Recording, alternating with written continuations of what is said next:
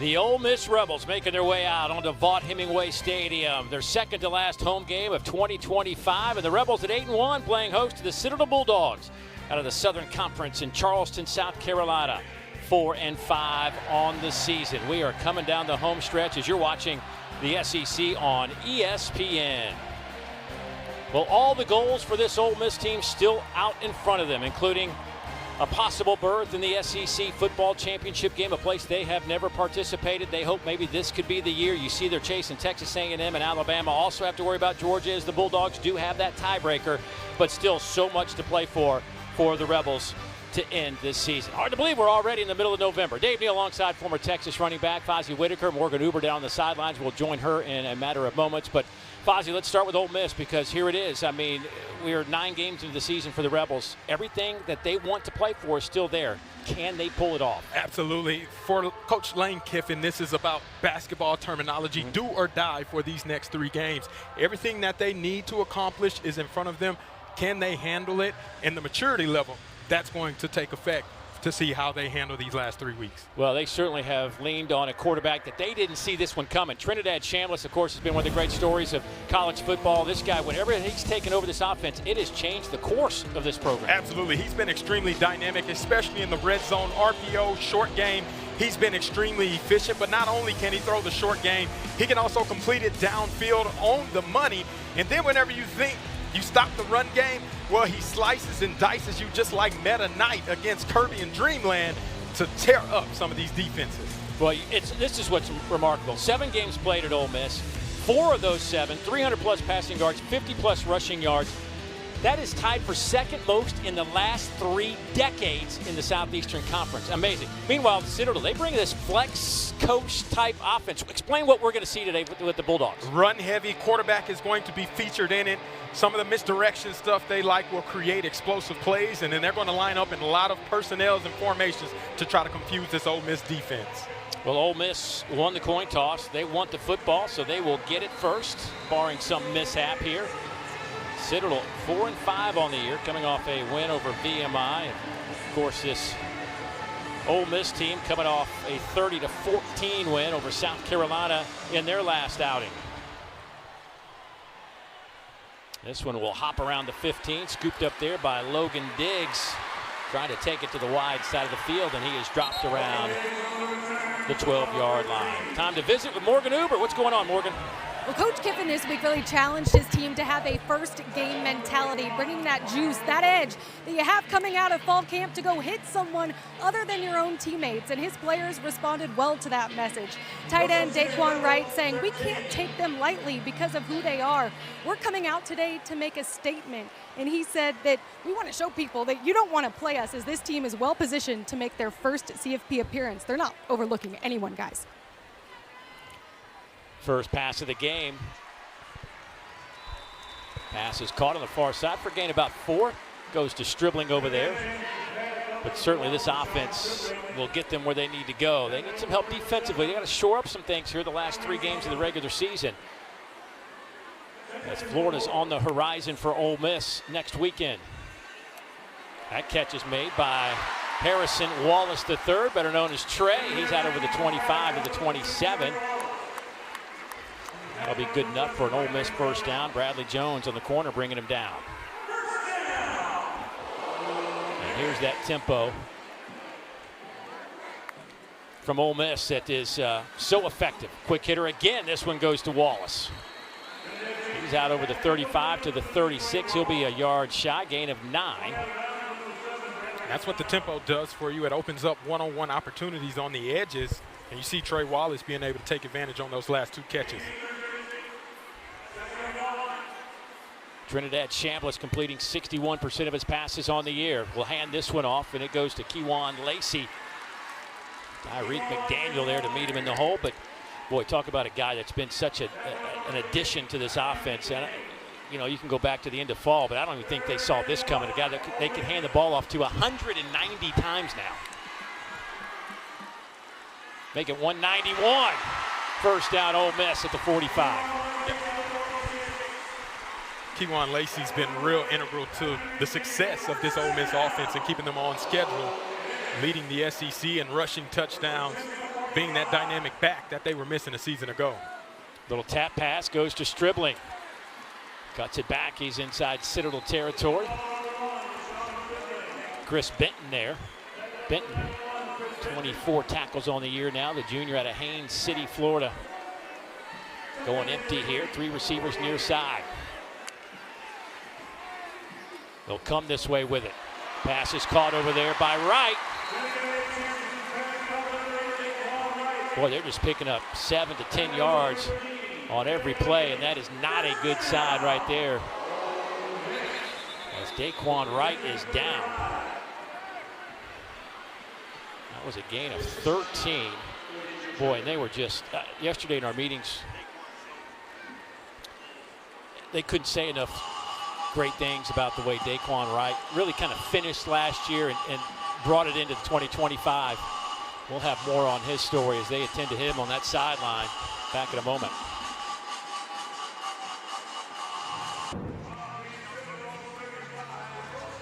Well, there is Daquan Wright, who leads all FBS tight ends, averaging 18 yards a reception, who walks off into the injury tent. This is what happened. Yeah, he gets hit by Kel Williams. Kind of routine type of tackle, and just lands awkwardly on that shoulder, kind of upper body area. And you can see it's not feeling too well as he went into the tent. Now Morgan's down there. Let's see if we can't get some sort of update. As soon as we do, we'll pass it along. First down and 10. 8th play of this drive. Opening drive of the game. There goes Wallace with the reception. Breaks the tackle. Another one. He's down to the 10-yard line. Trinidad Chambliss has been so efficient at being able to throw the ball and get it out to his playmakers in a timely fashion. 6 of 6 for 68 yards now for Chambliss to start this game. Here's Lacey, left side, inside the 5, down to the 3-yard line. Jamazian Roberts makes the tackle, second on the team in tackles now with 43. Expect them to go right back with Lacey. They will hand it to Kewan Lacey. He's in for the touchdown. His 14th of the year. He came in leading the Southeastern Conference, second in all of the FBS. 2-yard touchdown run for Lacey. Yeah, and Lacey's been such a dynamic zone runner. You see inside zone, hat on a hat, able to break tackles, and then obviously his physical running ability allows him to get into the end zone to put Ole Miss up on the board first. Lucas Carnero to attempt the point after as they make sure that that was officially a scoring play. And our referee James Carter says, let's move on. Carnero on the year. 32 out of 32 in point afters. Leads the SEC in scoring at almost 10 points per game. Been a busy man.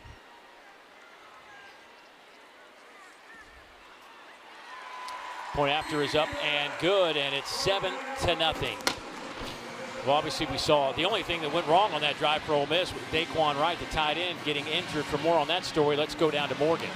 Well, tight end Daquan Wright is out of that injury tent for Ole Miss, and he is questionable for return, guys. He had been limited earlier this season. He's had his bumps and bruises, and based on the way that this game goes, they may just end up holding him out for this one. But he's a big leader for this team. He'll certainly be bringing guys up and along on the sidelines, no matter where he is today.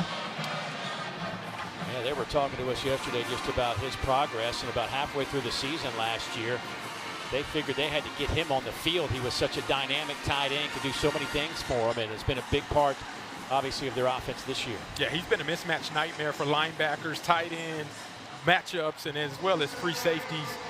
Nobody can stick with him. He's such an integral part to the success of what Trinidad Chambliss and Austin Simmons have been able to utilize at their disposal. And it looks like he's heading into that Ole Miss locker room after one possession.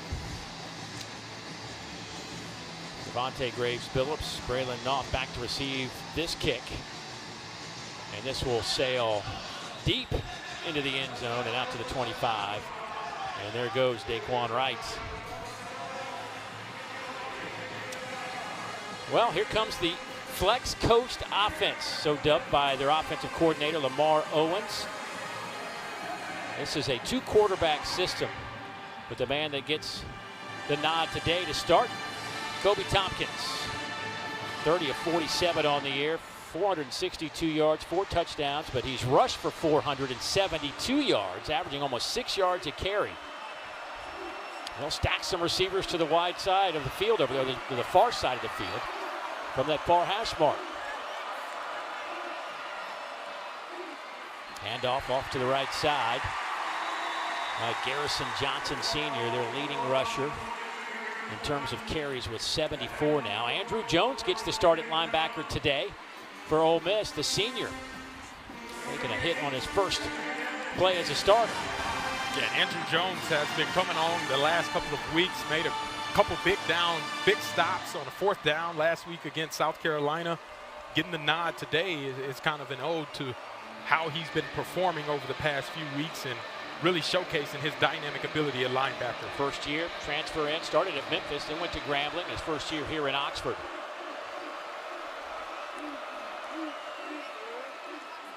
Trying to run between the tackles again, and not a whole lot there, maybe a couple of yards. TJ Dottery there to make the tackle. This is one thing this team does do, at least lately. They've been running the ball pretty well, Citadel. 275 plus yards rushing in 4 of their last 5 games.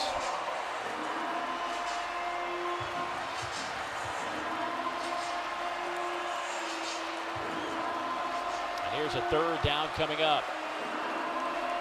Citadel 37% on 3rd downs. Ole Miss defense giving up a 1st down on 3rd downs 33% of the time.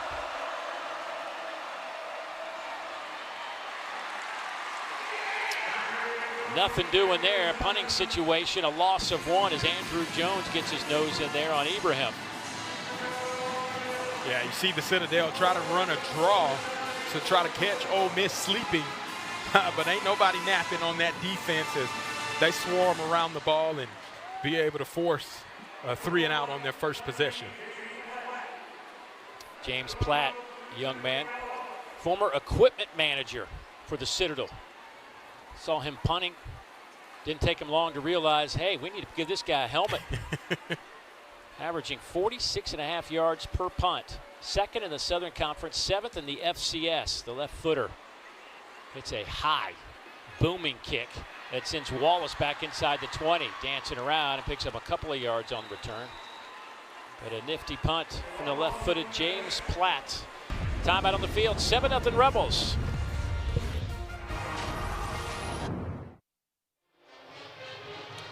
Well, last week against South Carolina, Kewan Lacey had a career game. 24 carries, 167 yards, and a touchdown.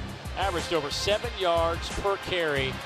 And this is a guy that came from Missouri and played 6 games, only had a handful of rushes, and all of a sudden he has become the dude, not just here, but in this league, running the football. Yeah, been a man-child, man amongst boys, and obviously his impact has been greatly appreciated for this Ole Miss offense. His ability to make people miss is what makes him so special and why he's one of the best runners, not just in this conference, but in the country as a whole. And just a sophomore, you can see he's already closing in on some Ole Miss records, including the touchdown record. Needs a couple of more to catch Judkins. On 1st down and 10, Chambliss comes near side. He remains perfect. That one is caught by Wallace. Chambliss now 7 out of 7. That one picks up 8 yards. Yeah, and the cushion that they keep giving on the wide side of the field, Trinidad Chambliss just takes the ball, easy yardage to pick up a 1st down.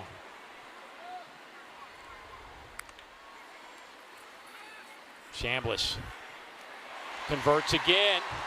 Out to midfield goes Winston Watkins. That'll be a gain of 17 for Watkins.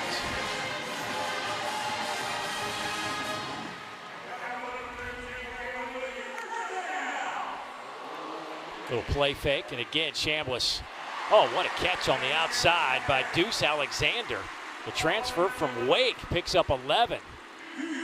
Keeping Trinidad Chambliss in rhythm, that's what's been very efficient and made him so special as the quarterback of this team over the past 7 weeks.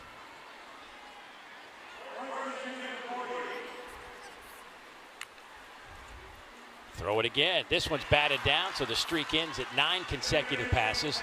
Bradley Jones on a little corner blitz got his hand up there to knock it to the turf. I think Citadel finally figured out sitting back and waiting for Ole Miss is not the recipe for success. Decided to attack there and got a stop on first down. On 2nd and 10, come near side again, caught by Wallace. Not a whole lot there. Give him 3.5, maybe 4. Citadel will make a quick change defensively.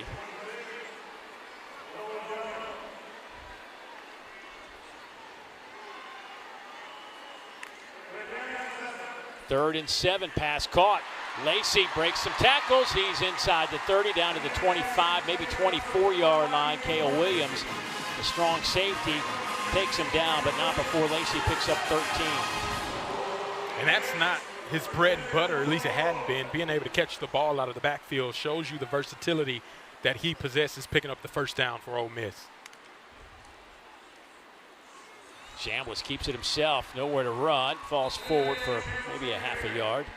Camden Gray, that linebacker, a senior, transferred in from Wofford, making a play, and bring it up 2nd down, and let's call it 9.5, maybe 10.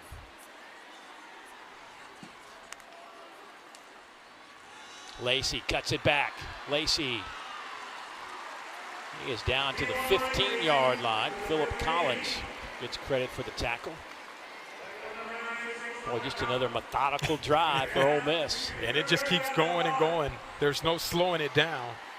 Trying to catch this Citadel defense off balance. Lacey breaks the tackle, breaks another one, and he will scamper into the end zone for his 2nd touchdown. This one comes from 15 yards out. Again, another beautiful job by Ole Miss, staying in rhythm that entire time. And then obviously Kewan Lacey, he's been the best inside zone runner in the conference. You see the patience that he possesses there. And then he shows you that dynamic, explosive nature to be able to get in open field and outrun defenders. And that's why he's been so special with now his 15th touchdown. They're going, looks like, for 2 points here. And Lane Kiffin down to the 10-yard line is going to call a timeout. First charge timeout of the half. Ole Miss, 30 seconds in lead. Guess you got to work on those 2-point plays sooner or later. So we'll step aside as they figure out they want to stick with the 2-point conversion or go the traditional route. Back in a moment.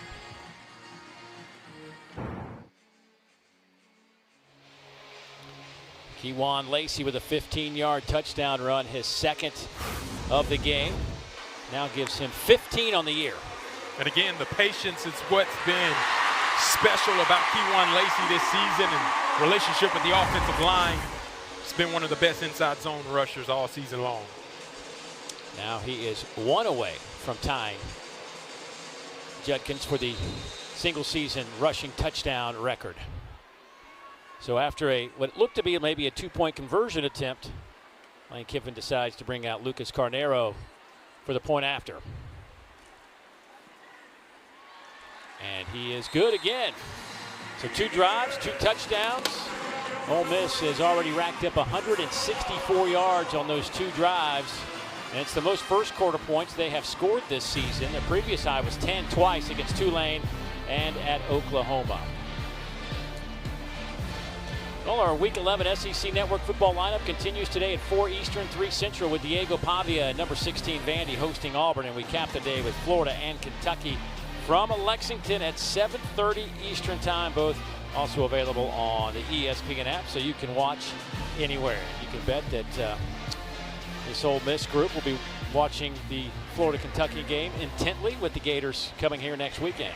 Absolutely. Obviously having their mindset right now on handling business with the Citadel, but like we mentioned earlier, they got every opportunity in front of them. They just got to go take advantage of it.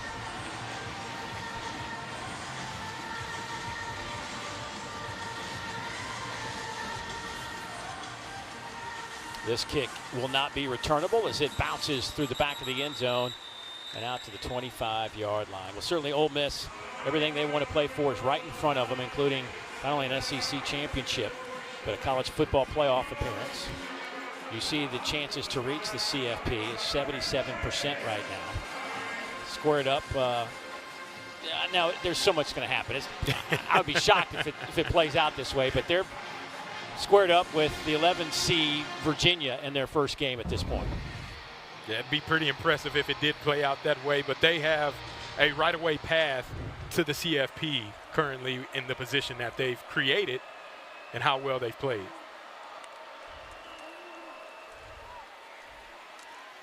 Quarterback keeper from Kobe Tompkins, the redshirt freshman out of Atlanta, Stockbridge High School, just south of downtown. Jaden Yates getting some work at the linebacker spot this afternoon, making his first tackle. And you wonder for the Citadel offense, as they like to use both quarterbacks, how will they utilize them against this Ole Miss defense and the speed that they have? Well, we're just going to answer part of that question right here because Quentin Hayes, the redshirt sophomore out of Enterprise High School, Enterprise, Alabama, comes in, a transfer from Air Force, getting his first look today.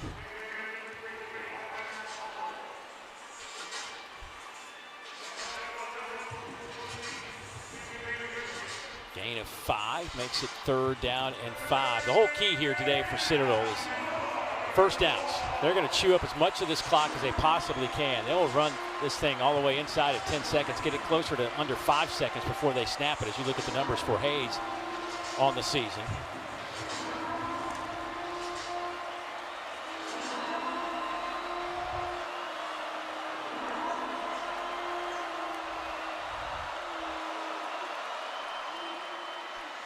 Graves Billups trying to turn the corner, and he is stopped at the line.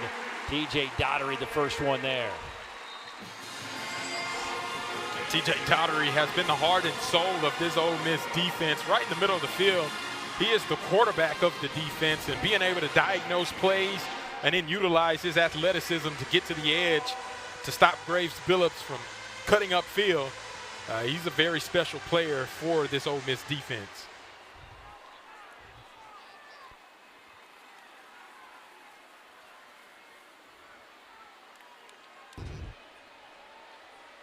So here comes James Platt. His first punt traveled 55 yards.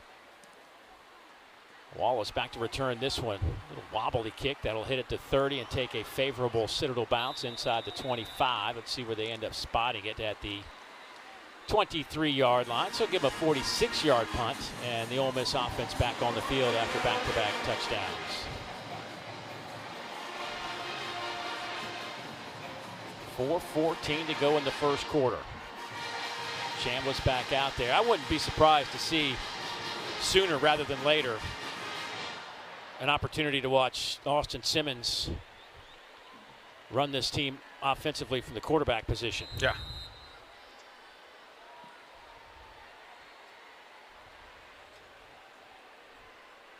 Logan Diggs will check in at running back.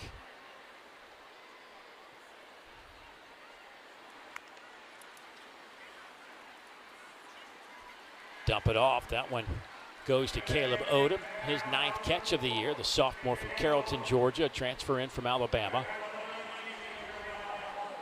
We're talking to defensive coordinator Riley Jackson about this defense.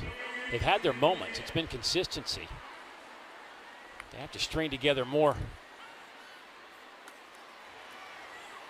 better possessions, and they've had a tendency to give up that explosive play. Now, they've kept Ole Miss in check and made Ole Miss work for their first 2 touchdowns. Yeah. But at some point, you got to take a little chance, don't you? Yeah, you got to be aggressive. The time they actually blitzed, they were able to get a stop on first down and batted the ball down. Here's 3rd down, bringing 4. Chambliss pass is caught, and it's going to be close to the line to gain. It went to Odom with that, and he is at the 32.5. We're going to call it a 4th down here, and of course, not uncommon to see Lane Kiffin go for it on 4th down. 11 of 15 on the year. Under Coach Kiffin, they have attempted 198 fourth downs. They've made 123. They bring Lacey back in out of that pistol formation. Hand it to him left side, and he is hit and breaks a tackle, but that's all he gets. Cale Williams came up from his safety spot and the first one to put the hit on Lacey, and he'll lose 4 yards. Yeah, Cale Williams does an outstanding job. One-on-one from the free safety position, fouling in closely. And this is where Kewan Lacey has been really good, is forcing that first guy to miss. And he shoves off the tackler, but a little too late as the Citadel defense swarms all from the play that Cale Williams was able to make at the line of scrimmage. Well, that gives the Citadel outstanding field position at the 30-yard line. For an offense that on the season averages just 23 points a game. That is 80th in the FCS.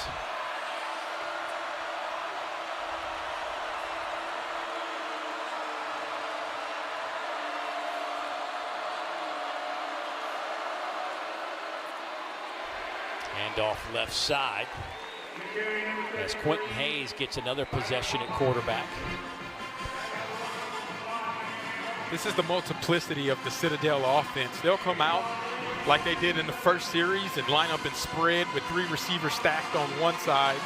And now they're in the old traditional slot wing T formation with 2 slide, a dive, and utilizing the traditional triple option to try to keep Ole Miss kind of off balance on what they're expecting.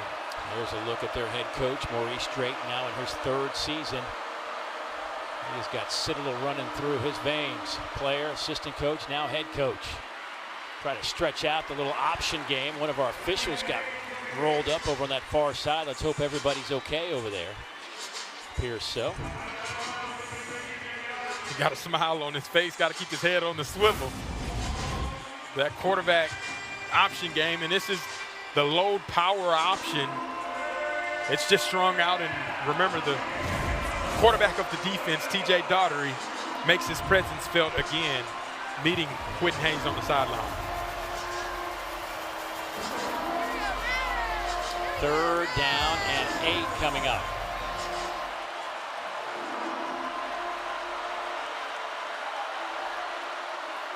Take a little double pass. Graves Phillips going to throw it. This one is knocked down inside the 5-yard line.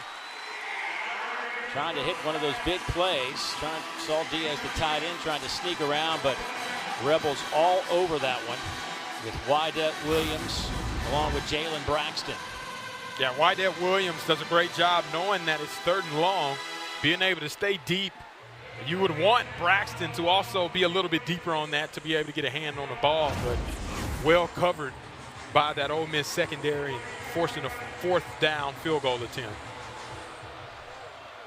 Jack Weil will attempt this field goal from 46 yards out. Kick is on the way, and it is no good. So the Bulldogs had great field position, can't do anything with it. They trail by a couple of touchdowns with 1:07 left to play here in the opening quarter. Georgia Bulldogs on top of Mississippi State, 17-7. They're closing in on halftime over in Starkville.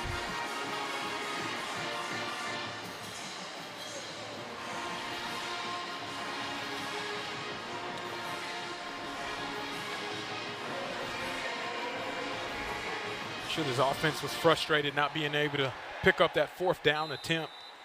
Expect them to see a little more aggression, pushing the ball downfield on this next drive to get back in rhythm. Kewan Lacey will start this drive in the backfield. Chambliss will fake it to Lacey. Quick hitter over the middle, and that one is caught by the tight end, Trace Bruckler. For Trace, his 4th catch of the year, picks up 17, almost half of his total yardage coming into this game.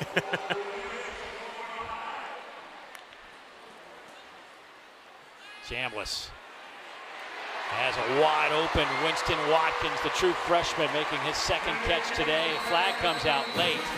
That'll be inside the 25-yard line, down to the 23, a gain of 32 yards. That appears face mask as they're trying to bring down Watkins. During the run, personal foul, face mask. Defense number 3 that punches half the distance to the goal. Automatic first down. So that's going to move it all the way down to the 12-yard line. Yeah, you see the face mask there right at the end. This is trying to bring him down, hands up high, grabs it, which is always going to be a penalty.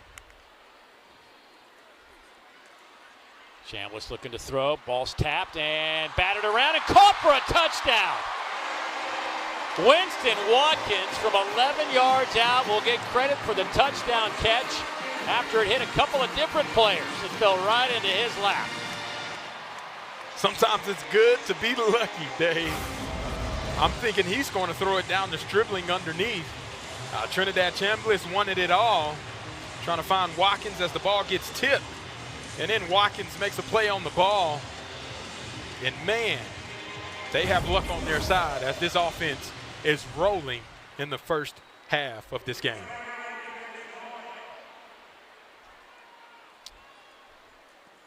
Carnero's point after is good again. He's now 36 or 35 out of 35. I mean, right place, right time, I guess. Absolutely. Sometimes my coach says it's better to be lucky than it is to be good. Now, we know this Ole Miss offense is good, but when you also pair that up with good luck on your side and fortune, Winnie Watkins being able to haul in and great concentration on that pass attempt, it puts Ole Miss back up about 3 scores now in this ball game. Watkins averaging almost 17 yards per catch. Yesterday in the meetings they were saying that they want to try to get him some opportunities today. Well, I think it's worked out pretty well with 3 catches and a touchdown. Morgan, you got more? Well, Coach Kiffin complimented his elite mindset. He made the comparison to first-team All-American and record setter Elijah Moore, calling him such a pro. And they've started playing Watkins more as the season has gone on because of what he's shown in practice, and truly an example of if you practice well, the competition is always open. We're not just playing guys on seniority or what they did the season before. Well, Watkins, keep an eye on him, the freshman out of Fort Myers, Florida. Came in with 13 catches. Has 3 catches for 59 yards. By the way, I can't. We got to give some credit to where it's due here with Trinidad Chambliss. 17 of 18 for 190 yards in the first quarter. Yeah, that's the efficiency at its best, and the only incompletion came off of a ball that was batted down at the line of scrimmage. And this is what's made him so special. The RPO game, the numbers are tight in the box. He slings it out, but he does it with accuracy and precision and keeps that offense efficient.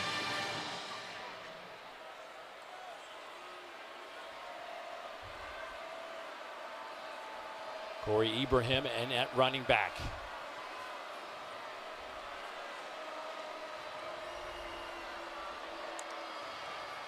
High snap. Hayes handles it though. This is a run game, man. They just live off the run game. A lot of formations. You talked about it in the open a little bit, and then they try to hit you with a deep shot. But you got to get some first downs for all that to work. Yeah, you got to create the opportunities for working. You see some of the different funky formations they like to utilize to try to create miscommunications on the defensive side of the ball. Well, that'll be the final play of the first quarter. That was totally dominated by Ole Miss. 231 yards of offense to Citadel's 13. It's a 21-0 score after 1. Back to Oxford in a moment.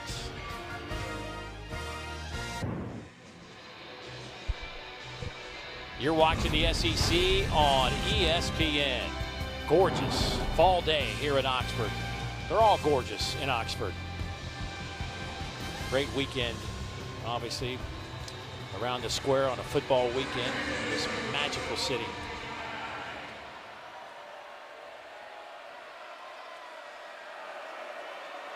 Second down for Citadel, trying to find a little bit of room. Didn't find it there. Hayes dropped for a loss of 3. Imani Ellen steps up to make the tackle for the Rebels. That's a guy that's been playing at an elite level over the past couple of weeks against South Carolina and against Oklahoma. Uman Mielen making his presence felt.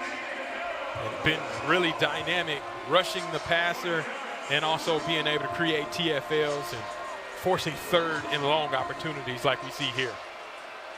8 quarterback hurries, 6.5 tackles for loss, 4.5 sacks.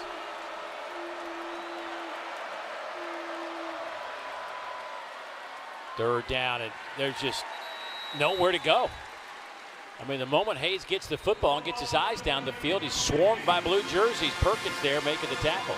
Yeah, Will Eccles also right in the middle of that defensive line, being able to beat his blocker and then kind of stuff what attempt they had with the quarterback being able to pick up the first down. Those two, a formidable pair on that last play.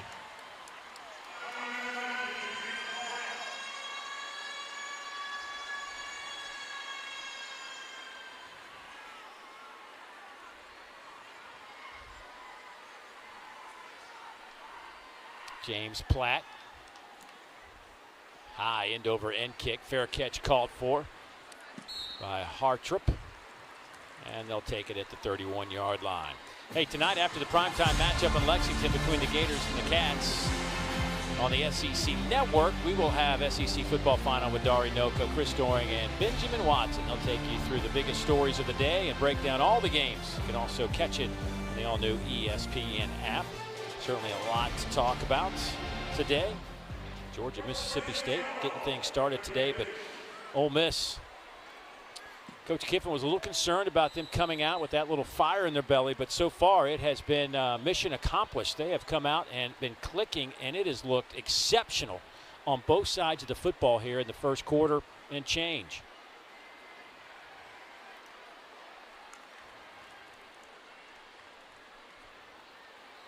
Pass is caught there by Deuce Alexander, his second catch. Again, Chambliss now 18 of 19 throwing the football with a touchdown. Started 9 for 9. It's been such a difference maker on that offense.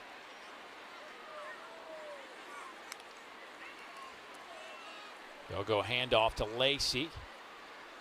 This time not able to break a tackle. Not even lost a yard in the process. Mikey Rosa, linebacker. Young man out of Charleston, South Carolina. His grandfather, former president of the Citadel. Lieutenant General John Rosa with the Air Force.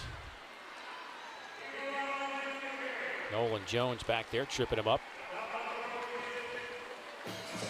That's where the tempo really aids in Ole Miss, especially on third downs. The defense having to try to adjust without getting a call in and playing on the fly gives Keywan Lacey a free play to pick it up. 4-man rush. Chambliss coming near side into double coverage, and this one's incomplete, but flags come out. 2 of them. Bradley Jones was working initially on Deuce Alexander. It's going to be pass interference. Pass interference. Defense number 7. 15-yard penalty. Automatic first down. Bradley trying to hang in there with Deuce Alexander as track star, current Southern Conference champ in the 100 and 200 meters. Yeah, and you see he grabs the chest and the jersey of Deuce Alexander as he tries to go up. Hands are colliding. That's obvious pass interference there. Gives this Ole Miss offense another first down past midfield.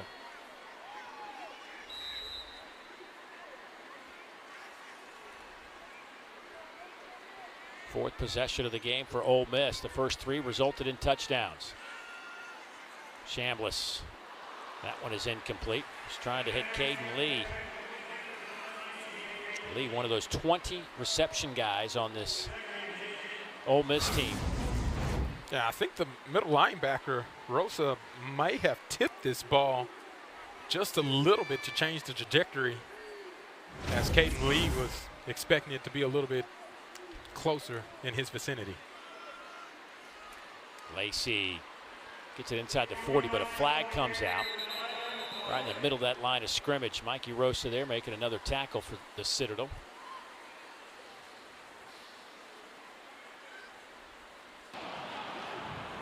Holding. Offense number 51, 10-yard penalty, second down. Delano to Townsend. Yeah, he'll be on the backside, left guard. He's reaching the nose tackle. Just twist him up. That's a little ticky-tack there. I don't think that was holding by any means.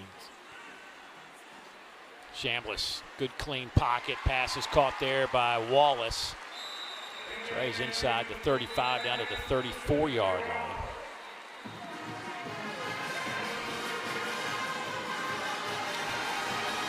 Another really cool aspect of this offense is how evenly distributed the ball is to all of the pass catchers. There goes Logan Diggs. He's inside the 25, down to the 22-yard line.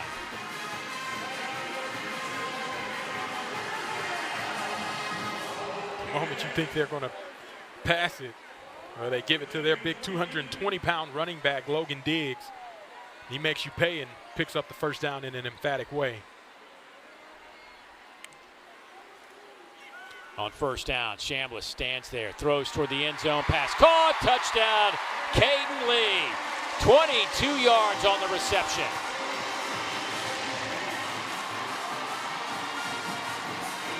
Beautiful job by Trinidad Chambliss taking the time, the offense creating the pocket for him to be able to go through his progression. And he finds that one-on-one opportunity. And just look at the pocket, it's so clean.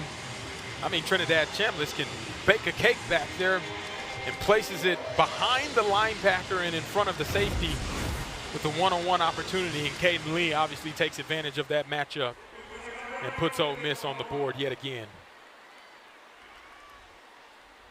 Ole Miss came in averaging 36 points per game. They put up 28 now. 10:48 to go in the second quarter.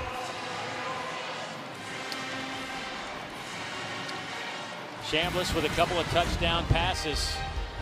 Looking super sharp. The young man is now 20 out of 22 for 236 and 2 touchdown strikes.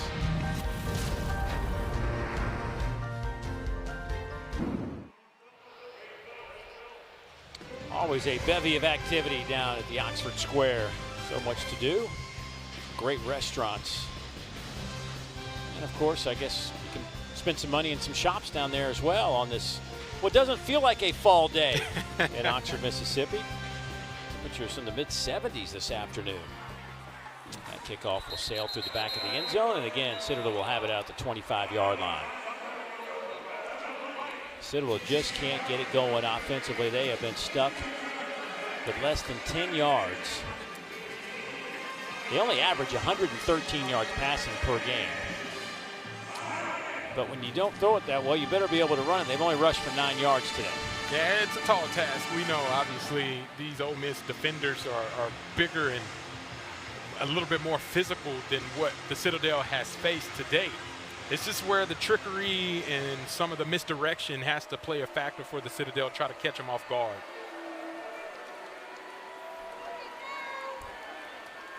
Again, just trying to move that interior of Ole Miss. If Will Eccles, Davian Harris, Marius Brown, whoever's in there, it's just been a tough ask for this Citadel offensive line today.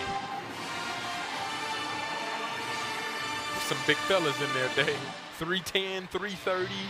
6'8", 6'5". It's a lot of meat and muscle that the Citadel is tasked with. And in my opinion, I think they have to utilize what's made them successful in conferences, faking some of the option and then throwing down the seams to be able to open up some of their run plays. Handoff left side, tackle made there by Umami Ellen. We're also getting a look at Andrew Maddox on the defensive line for Ole Miss. They were telling us yesterday, the true freshman out of Hattiesburg, they're really excited to see him get some snaps today. Yeah, a lot of guys going to get an opportunity to rotate in, especially with a physical type of running attack that we're seeing from the Citadel.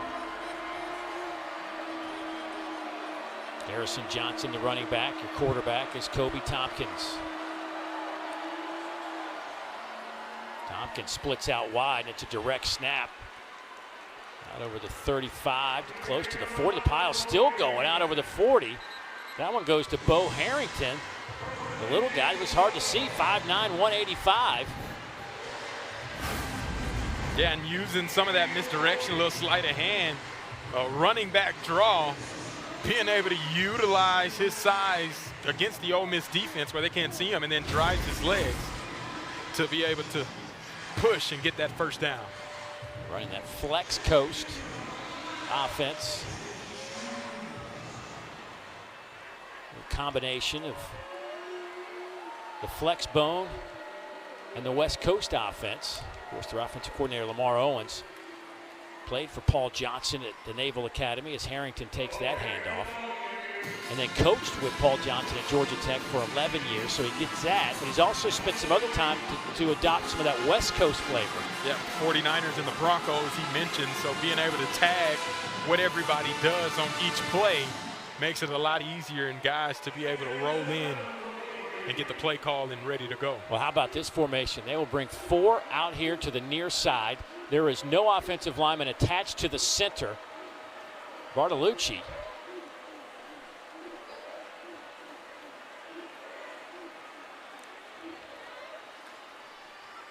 And Tompkins will keep it himself. Well, they brought 2 offensive linemen out here to the numbers on the near side. Xavier Harris said, hey, that just gives me a free pass right here in the interior of this line. Yeah, if you isolate a guy like Xavier Harris, and they attempted to double team Xavier Harris, but whenever you're 6'8" and 330 pounds, the double team can be a little meaningless whenever you have that much size and power, and he makes slight work and forces a third down attempt now on this upcoming play. Ibrahim in at running back. More traditional look.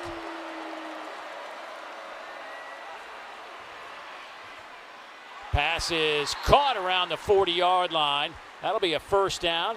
It goes to Jihad Marks, who has been their big play guy. He averages 36 yards per reception on now 9 catches. Yeah, he's a big play guy, and obviously this is a big play that they needed. No one around him. He's able to hit his corner route, and Ricky Fletcher lost his balance on the back end. Created their second first down opportunity on this drive. First 2 first downs of the game right away. Princewell Umanmielen, get that out correctly, making the tackle.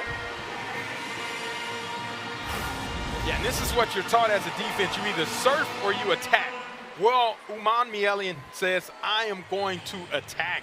No need to wait on it. Be able to blow up the exchange before the exchange even happens. And it creates a nice explosive negative play for this defense to create some energy. Corey Ibrahim in at running back, the redshirt junior out of Raleigh, North Carolina. They'll fake it to him as Tompkins takes it himself.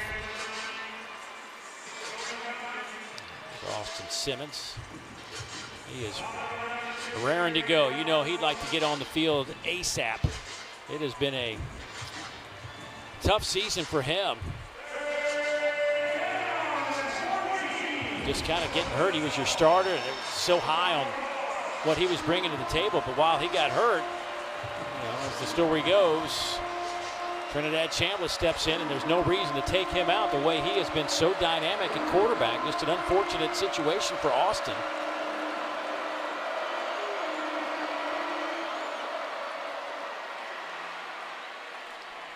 So Tompkins will get it to the 40-yard line. It will be 4th down, and see what the Citadel wants to do here. In that gray area, it's kind of close to punt, where you might get a punt from the quarterback to be able to try to create the field position and not allow a return from Ole Miss. Well, they will spread everybody out. How about this formation? Talk about wide splits. Now some motion. And a timeout taken.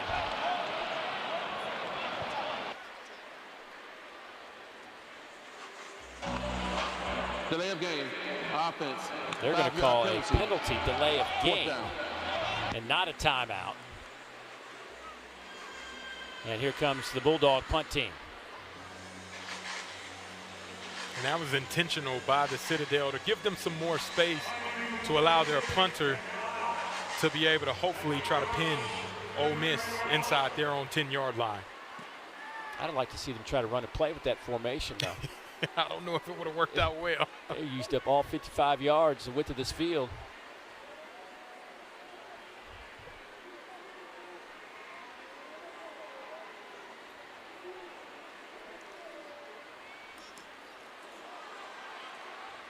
End over end kick that will hit inside the 5 and trundle into the end zone for a touchback. He didn't jump through. He Rebels just up by 4 touchdowns, yeah. 4:06 to go, second quarter.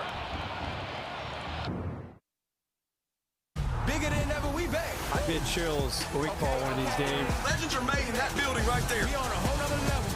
Bigger than ever, we back. SEC champions. December 6th, we'll figure out who's going to be your SEC champion for 2025. The Rebels still hanging in there right now. You see the percentage to reach the title game. And Alabama is the favorite based on ESPN analytics to win the SEC championship this year. But Ole Miss still in the hunt now. Anything can happen, Dave. We've seen it go so many different ways and opportunities. And with these last few weeks of conference play, who knows who'll be playing in the championship game and winning it all in the first week of December. So Logan Diggs, the senior out of Louisiana, transferred in from LSU in the backfield. Chambliss still working here in the second quarter, and he'll be dropped. I don't know if he got back to the line of scrimmage or not. Chris Benton may get credit for that sack. See how they list that in the statistical machine that is Stats Broadcast. That was a covered sack. Or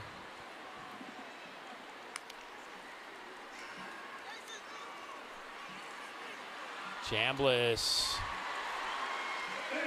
Pass is caught by Winston Watkins.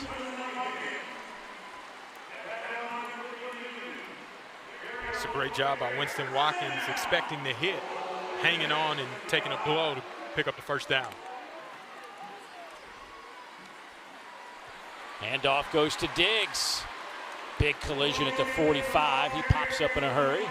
Gain of 11 and another first down. Showed an unbalanced look. Got Logan Diggs one-on-one with the safety, and he made him pay, delivering a physical hit at the end of that run.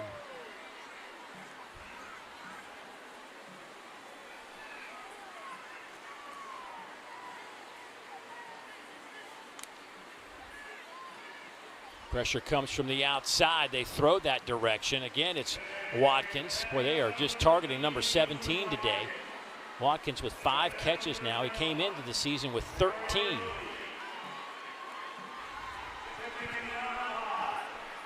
He's going to be another guy with 20 receptions here the way we're going. They have 6 coming into today. They have 20 or more receptions. That one is dropped by Deuce Alexander.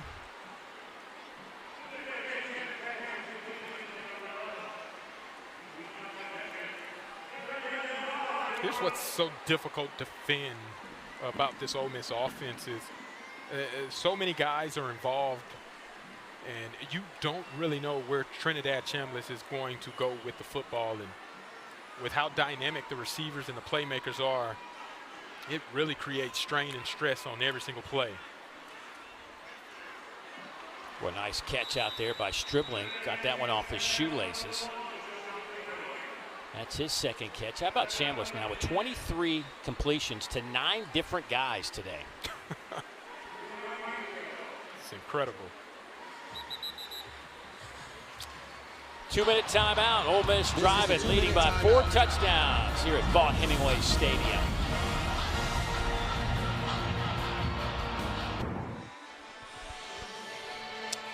Well, if you love college marching band performances, be sure to check out the University of Mississippi's The Pride of the South halftime show coming up on SEC Network Plus, a separate channel that we're currently on, so be on the lookout for that. The band founded way back in 1928. And how about this? We found this out yesterday. They have a $5.5 million practice facility that opened a couple of years ago for the band. How about that? That's some dedication. Incredible. Well, with 2 minutes to go here, Austin Simmons making his debut on this Saturday afternoon. His first snap comes on 4th down. They will move the pocket this way, and he will complete the pass, and it goes to Luke Haas. And that will be an Ole Miss first down. So Austin Simmons at 6'4", 215, comes in for one play, does his job, and just getting him loose, I guess, maybe for the third quarter. Yeah, rolling out to the left-hander. It's an easier throw. Another catch by the tight end. Haas makes his second catch of the day. That one picks up 15. And this offense is back to Willen and Dillon, picking up that first down and moving fast yet again, trying to keep Citadel off balance.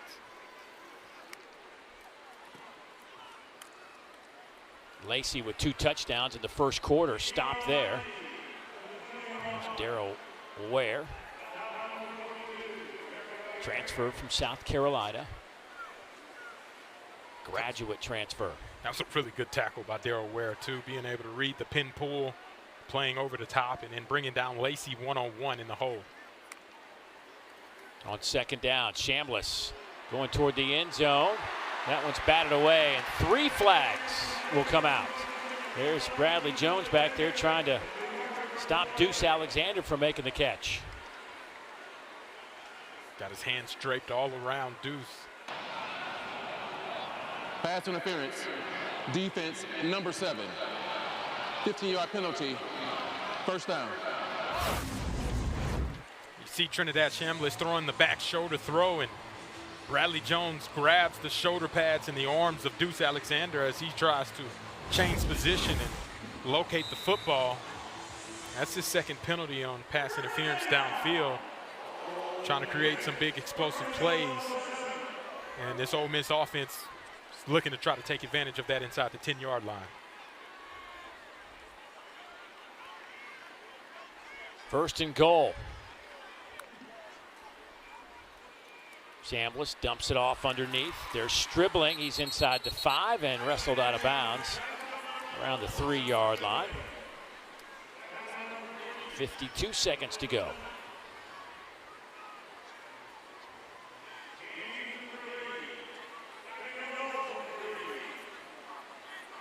Here's where you see Trinidad Chambliss typically get involved utilizing his legs in the running game.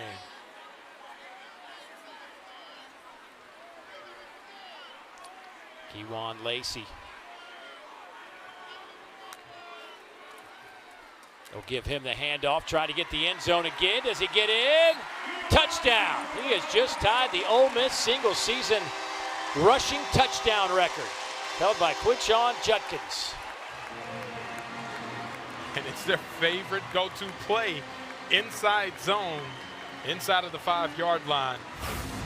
Showcases his dynamic ability, reading the blocks off of the edge. Luke Haas seals the deal and allows Kewan Lacey to keep that momentum, lowering that shoulder. He takes on 3 defenders to end up in the end zone, and an Ole Miss special. Got to be able to celebrate the score with one of your signature dunks on the go. Between the legs, what are you giving that? Dunk contest? Is that an 8, 9? Giving it a 10? No, I'm not going to give that a 10. You got to come with something better than that. That was pretty good, but that's not a 10. You got to like break the backboard or something. Regardless of the score on the dunk, it is his 16th touchdown rushing this year, tying the Ole Miss record. Taking it in, he sees that opening, plants his foot to the ground, lowers his shoulder, and finishes emphatically with the dunk.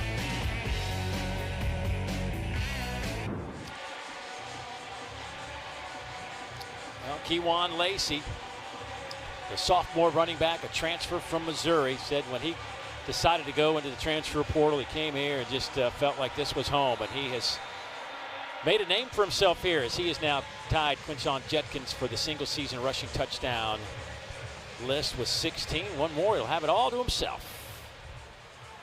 35-0.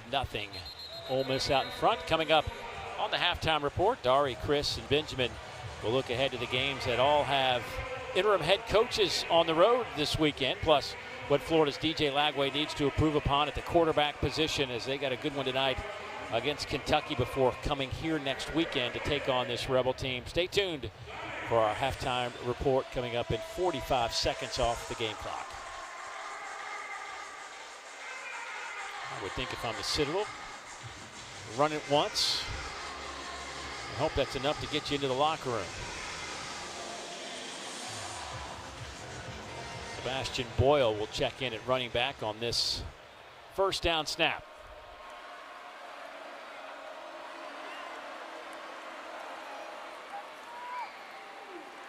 Well, he is met right in the middle of that Ole Miss defensive front.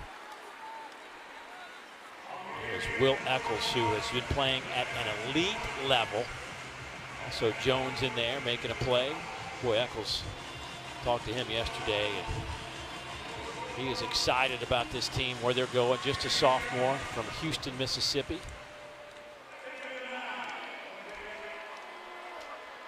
He's been making big-time plays on that interior defensive line.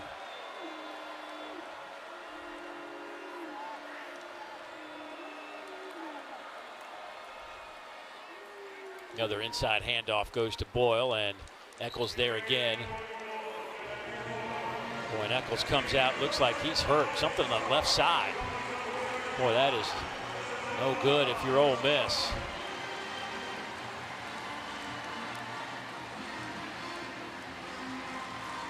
Over 40 tackles this year.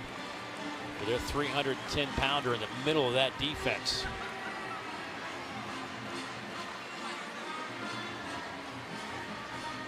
Well, that'll do it for the first half. We'll keep an eye on Mr. Eccles about halftime, see if we can get you an update there. But it was all Ole Miss as they put together 359 yards of offense, a season high in the first half. Let's go down to Morgan. Dom, you're most impressed by? Really our guys' intensity. We really challenged them like it was the only one that we have. So really pleased how they.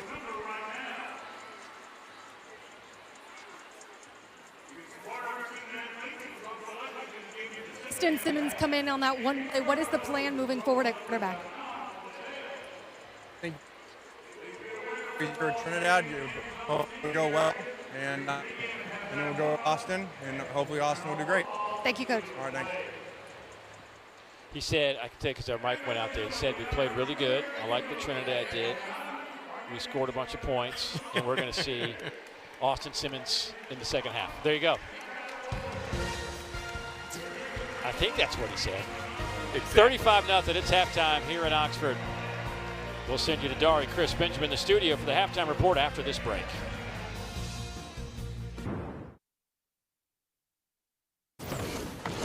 Welcome into the SEC halftime report. Dari Doring Watson, and it's always very good to see you. So let's look ahead to some other games coming up a little bit later. 3 games that all have something in common. An interim head coach takes his team on the road. That'll be the second time Billy Gonzalez is the interim head coach for Florida, or the second time this season. They're playing a road game at Kentucky. Frank Wilson taking LSU to Tuscaloosa. DJ Durkin taking Auburn to Vanderbilt. So let's start diving in, and we'll start with that one. B-Dub, I'll start with you here. We talk about a bump sometimes from an interim head coach. Do you see something like that with Auburn? Durkin's clearly popular. His defense has been sensational. What are you expecting? Well, I was going to say it's kind of dicey for all 3 of those guys. I don't know about the bump. I'd love to see some research on that. But I will say this. I think Auburn is at a place where they're going to rally. They're going to rally around their coach. They're going to try to play well. They've heard what everybody said about him. My worry for Auburn, however, is not necessarily Auburn particularly, but it's who they're playing. And the fact that they're playing a Vanderbilt team that has a lot to play for, has played great that last quarter of that Texas game. Coming into this game, they've got a quarterback in Diego Pavia who is dynamic. And I look at Auburn, and they're struggling to figure out who's going to be the signal caller. And not only that, how is he going to connect whoever's behind the playing quarterback for the length of the game? How is he going to connect with those weapons that we talk about all the time? And so I've got a lot of questions for Auburn. I think they'll be energized. I think it's a prideful group, but they're going on the road playing as a Vanderbilt team that has a lot to play for, and we've seen them perform, especially at home, that defense. Yeah, stop me if you've heard the story before, but the defense is going to play really well. They're going to keep the offense in the ball game. The offense is going to do nothing, and they're going to lose the football game. Unless DJ Durkin went out before the trade deadline and brought a new quarterback in and some offensive linemen, it's going to be the same offensive output that we see here. So I expect it to be a low-scoring ball game. I think Auburn's defense will do a great job of keeping Pavia and that defense or that offense for Vandy somewhat limited. But I just don't see where any sort of production offensively comes from.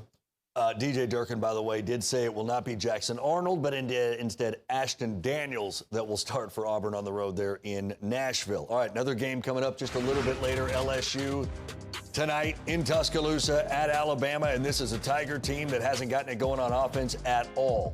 Not quite to Auburn's level, but realistically, by LSU standards, it has been really bad. In fact, they're even worse running the ball this year than last year when they finished 16th. But yards per game is actually down from then, and they haven't scored 25 points against an FBS team yet this season. They join the likes of UMass, Nevada, and Northern Illinois. Who can say that? Exactly. How different do you think the offense looks now with Frank Wilson? I don't know that it looks a lot different because you're still going to have the same offensive line that struggled all year long. You're still going to have issues at your quarterback position. Maybe we see Michael Van Buren some, but Garrett Nussmeier hadn't looked like himself this year. The biggest thing I think could look different are the number of carries that the running backs get. It's great when the running back coach takes over the head coaching job because you know the emphasis is going to be put on getting back to the run game. And I thought they got back to doing something in practice this week, that they needed to do, and that having more 9-on-7, having more physicality. Not only is it going to help the offense, it's going to help a defense that's really struggled tackling this year. They're 12.5 tackles per game missed against SEC opponents. And I think this is going to give them an opportunity to see the speed and the physicality that they need. It's going to help both sides of the ball. You mentioned the offensive line. Nobody in the nation has missed more blocks than their offensive line. So it's difficult to run the football. Missed tackles and missed blocks. Your offensive line is missing blocks, and also defensive, you're missing tackles. You've seen the run game, rattle off some big runs. Caden Durham definitely has a lot of talent, but, I think defensively, even for LSU, they like to blitz a lot. Corners are going to be in man coverage. And I look at an Alabama football team that has some dynamic weapons at the wide receiver position, at the running back position. And, oh, by the way, they've got a quarterback that performs very well under pressure in Ty Simpson. And so, again, I think it's going to be difficult. I would tend to agree with you that when the running back coach is there, he's probably going to call a lot of runs. But the personnel hasn't changed, and so you may get a lot of the same outcomes. Ryan Williams has been amazing the last couple of games. He's had a little bit of a slump, but the last few games he's caught a lot of passes, a lot of explosive plays. And so look for Alabama to put a lot of pressure on this defense and perhaps hit them deep where, LSU has struggled to cover. It's, again, it's so hard to know, what a team is going to look like after something like a coach fired. You can play inspired, right? I mean, you can play with some energy. I feel like you see that a little bit more than you don't see it. But can you execute cleanly?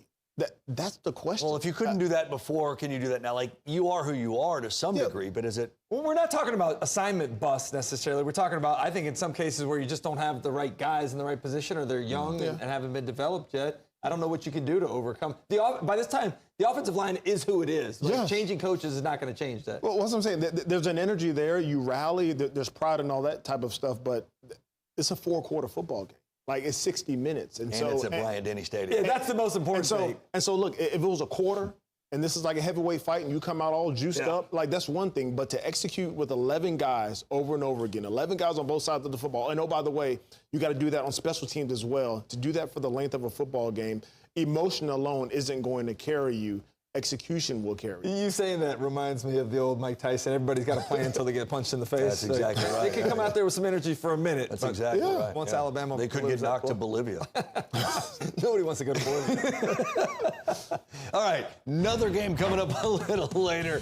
is that night in Lexington. And Florida and Kentucky have played some absolute classics, and it seems like about every single one of them has been here on the SEC Network. Gators coming off that tough loss to Georgia, and Kentucky, they're going to look at this and say, this is a team we think we can get. And there's no reason for them to think they can't, because they're facing a quarterback that has been very inconsistent. Yeah, and they also got a big win last week. And so, you think about emotion or whatever when it comes to Coach Stoops. I mean, this is a team that has struggled over the season, quite frankly, and so they've got some energy. But you mentioned DJ Lagway. He struggled, left a lot of opportunities on the field. Even looking at the Georgia game, there's an opportunity to score right here. This is man-to-man coverage, and the outside receiver here, they're layered to kind of create some distraction and make it difficult for the defender to carry and to cover his receiver. But instead of hitting them early on the sit route, you have another opportunity to hit him on the sit route right here. There's nobody within 5 yards of the receiver, and DJ Lagway instead has his eyes down. He's looking outside.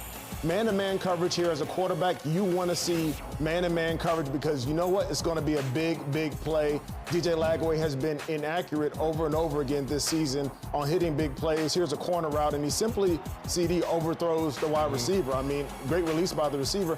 And then here, this is the play that everybody talked about. Was it a catch or not a catch? I don't know. We're not going to have the discussion here. But you got a shallow cross, number one. You've got a dig, number two. You got a post, number three. And you're going to see all these receivers be wide open, either for a first down, a 20-yard gain, or a touchdown.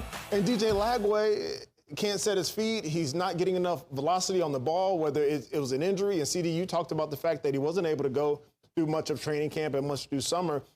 You see some of the ramifications of missing time in the way he's got jittery feet. He's not setting his feet. He's not seeing the plays, and he's not quick with the release the way you have to be. On that play alone, he could have picked any winner and got a first down or even a touchdown. Yeah, I don't think he trusts his protection. The footwork's not very clean. His eyes aren't in the right spot. The fundamentals just aren't there. And you wonder what he could have been had he had that time in the offseason. But let's not take anything away from Kentucky. I was thoroughly impressed with what they did defensively, albeit against an Auburn offensive line that we talked about was pretty poor this season. But 12 tackles for loss, 7 sacks last week. They got after the quarterback. I actually think this is maybe a sign of things coming together. You got Cutter Boley on the other side giving you signs of hope. That's what a team wants, is hope. Cutter Boley's giving them hope. The defense playing better. This is a dangerous spot for Florida to walk into. And I think that you win that game, there's a chance that Kentucky could find a way to get bowl eligible and maybe even knock off their rival at the end of the season in Louisville and save the season. And those fans have hated Florida ever since a skinny dude wearing number 28 caught a big touchdown pass late in the football game. Sucked. He did suck. Still stinky. Stick around all day with us, why don't you? SEC football final, recapping all 6 games and anything you really need to know as it pertains to playoff hopefuls around the nation. It's SEC football final.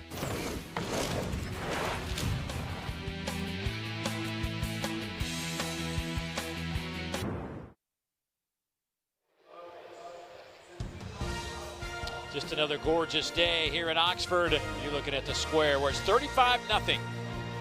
It's a short walk from Vaught Hemingway Stadium to that famous clock in the middle of the Oxford Square. You look at our Week 11 college football rankings in the top 12. You see what's going on right now. Of course, Purdue led 3-0 early, but Ohio State has put it on them there. Nothing substantial right now, other than the fact that Texas Tech is up 19-0. That's obviously a big, important game for both those teams. But Texas Tech's really good. Yeah, and Bear Morton, whenever he's playing, he's a difference maker. Obviously, him being back, the only time they suffered the loss was whenever he wasn't there. Now with him back, they seem to be rolling and clicking on all cylinders. I expected that game to be much closer than 19-0, the way that Bear Bachmeier has played for BYU. So that's a bit of a surprise, but you got Patrick Mahomes coming back game day there in Lubbock, Texas. I think that Texas Tech football team is playing with some inspired type of mindset as they head late into the end of the season. Of course, Texas and Oklahoma still in the hunt as well. They're off today. Kind of day it's been so far for this Ole Miss team. Tapped around a couple of times, but Winston Watkins with a touchdown grab, 35-0, back in a moment. The college football playoff begins December 19th and concludes with the national championship January 19th on ESPN.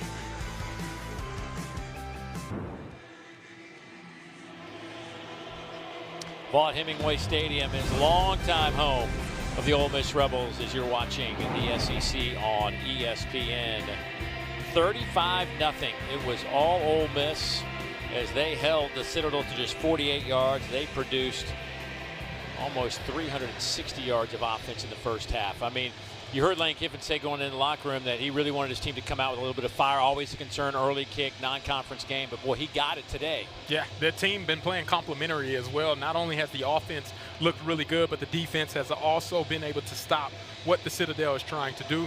That's what you want to see from a playoff caliber team or a team that's looking to still be in the hunt for the SEC championship game. A lot of highlights. Matter of fact, it's just Keywan Lacey got things going. 3 touchdowns, rushing touchdowns in the first half for Lacey. Just part of what he does. Yeah, he's able to break tackles, see the field very well, and then utilize his blockers to his advantage. And then whenever he has to get down and dirty and lower that shoulder, he runs with immense physicality. And then you add in the little finesse with the between the legs, jump, shot, dunk. He's just one of the best in the conference right now.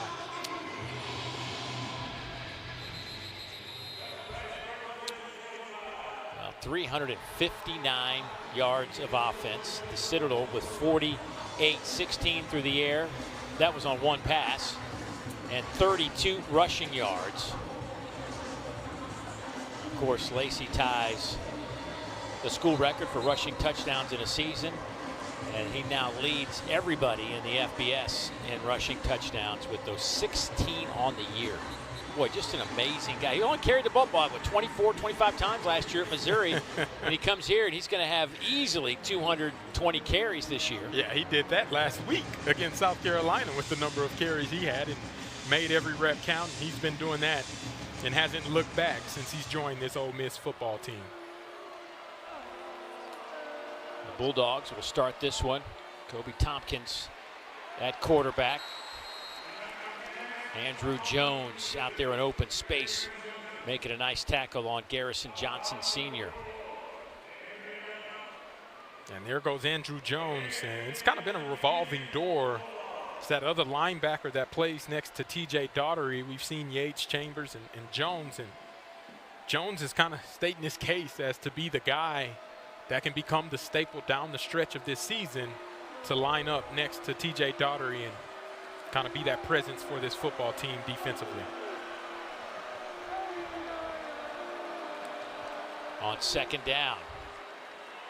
Little flea flicker type of play. Going up top, looking for one of those big ones, and that one is incomplete, knocked away at the last moment. Trying to hit Hakeem Monroe out there on the wide side of the field and just couldn't come up with it.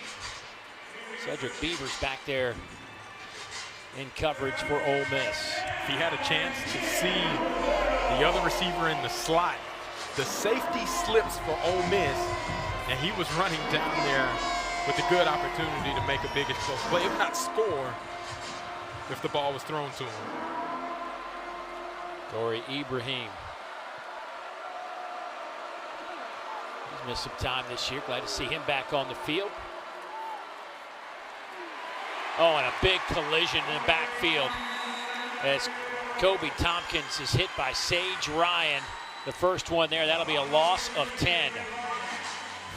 Yeah, Sage Ryan does a great job being able to blitz off the edge, beats Ibrahim in the block. So they try to set up a double move on the outside. The time is not there and forces a punt on 4th down for that Citadel offense to start this second half with the 3-and-out. Isaiah Hartrip back there to return this punt.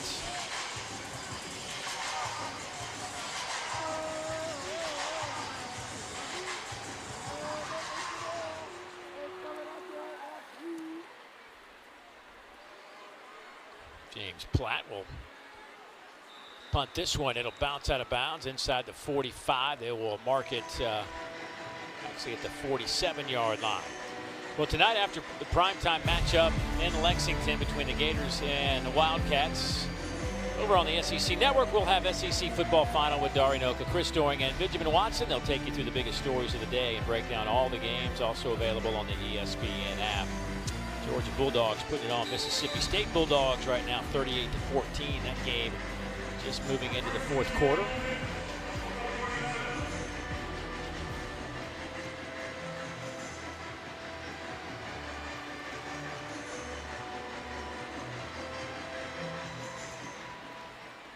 So Trinidad Chambliss will start the third quarter at quarterback. Logan Diggs will start at running back, but they will throw it here. Pass is caught. That one goes to Caleb Odom. Caleb still on his feet. Caleb inside the 20 and finally pushed out of bounds inside the 15, down at the 13 by K.O. Williams, a gain of 38 yards. Yeah. Caleb Odom is like a bigger physical receiver with the way he's utilized and the opportunity that he has to be able to showcase his dynamic ability. What a great play. Just get him out on the edge, and he's able to break tackles and outrun defenders for a big explosive play to start the second half offensively for Ole Miss. Chambliss now up to 320 yards throwing the football. 26 of 29. Corner blitz, they go that way with the throw, and boy, that's an outstanding catch by Wallace. That was a seed out there, twisting and turning, and he held on. Yeah, and you see Trey Wallace expecting the ball as he's the hot receiver off of the blitz, and Trinidad Chambliss recognizes it and flips it out there very quickly to be able to get an efficient play on first down. They're going to take another look to see if he actually had The control ruling of on the the field football. is a Hard to completed see. pass. The previous play is under further review. And of course, the monitor for our referee is at the opposite end of the field, so a nice little 75-yard jog. We'll take a closer look to see if he's able to maintain possession as his hands and ball go down to the ground.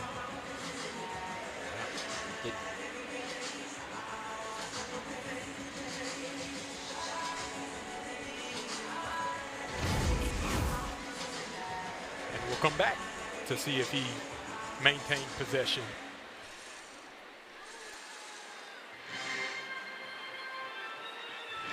It is very close.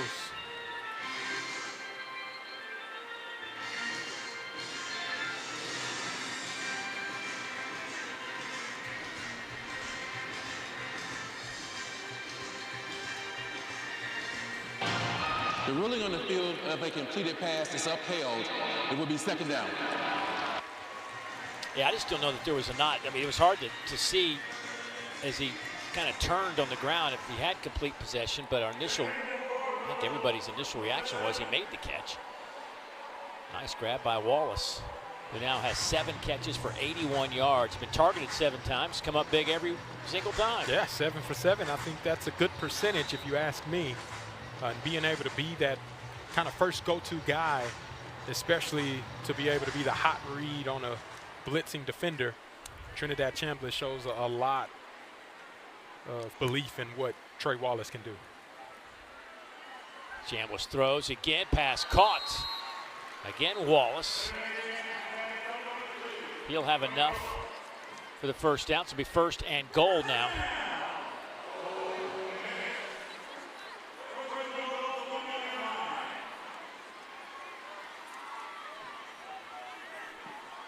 Logan Diggs, your running back. They'll throw for it, bobbled, and then dropped. It hit Caleb Odom, and he just dropped it. It looked like he wasn't expecting the pass to be up on him so quickly. And I think it caught him by surprise. Ultimately ends up in a drop. That could have been an opportunity for him to get into the end zone for the first time today.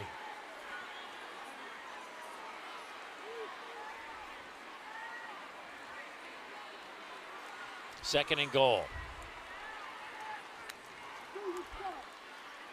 They'll throw it again, same play, and it works this time. If first you don't succeed, then you know the rest of the story. So Odom with that touchdown catch, his second of the year. I think that's what I love about Coach Weiss and Lane Kiffin's doing a great job. Hey, we understand you wanted that opportunity on the first go round. It wasn't there. We're going to window dress it just a little bit, come back right to you on the second play. He's able to capitalize and score a touchdown.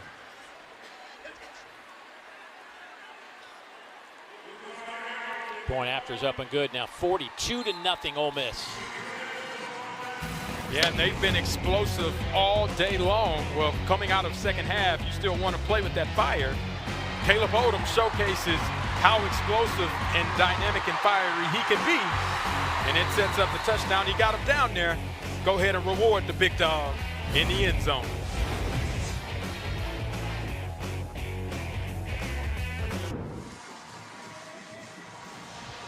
That seems like a pretty fun job right there. Think they'd let me do that? Well, I don't know if you'd be able to get on top of the tallest player, 6'8". Good point. Very valid. 42-0 Ole Miss out in front. This kickoff out of the end zone, and the Citadel will try it again from the 25-yard line. Let's get an injury update with Morgan. Well, just before halftime, we saw defensive tackle Will Eccles get up really gingerly. He came out of the locker room without shoulder pads on, guys.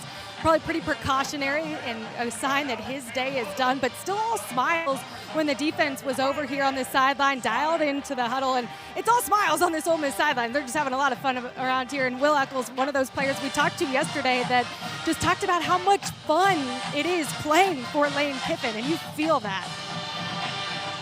Yeah, he also wants to go hunting or take some folks hunting with him. He's a big hunter, just about 45 minutes from here. Kewan Lacey might be on that list for him. He's never really been hunting. Handoff off the right side. TJ Banks steps up. Quentin Hayes getting some run now. Ian Tompkins been splitting the quarterback duties. But yeah, it was interesting talking to Kewan Lacey. He was talking about, everybody goes hunting around these parts. I want to go. And right. Turns out that, Will Eccles, he loves to hunt. Well, I'm sure there are a few people on this Ole Miss football team that can show Kewan Lacey the ropes on where to go. By the looks of all the pickup trucks in the parking lot over by the football office, I would say that that's probably a good indication. Yeah, absolutely. Parking lots look a little different the last couple of years than they did 10 years ago for these players.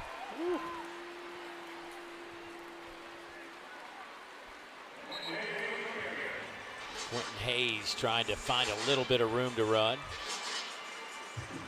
You know you're in the football parking lot when you start to see the cars. You're like, I found it. Whenever you have to question, is that a coach's vehicle or is that a player's vehicle, then you know you're in the right spot. Times have changed. Well, I sure wish I was playing. Yeah, I know. You missed it, didn't you? Third down and short for the Bulldogs.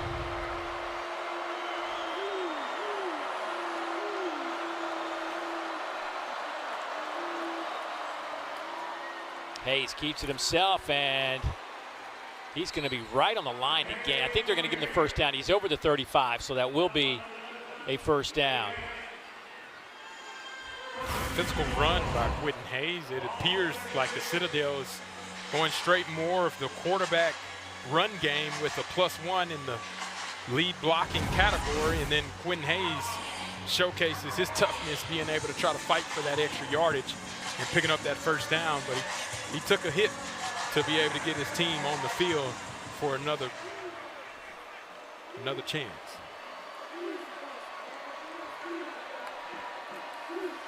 Third first down of the game for Citadel, and boy, Quentin Hayes is trying to make something out of really nothing.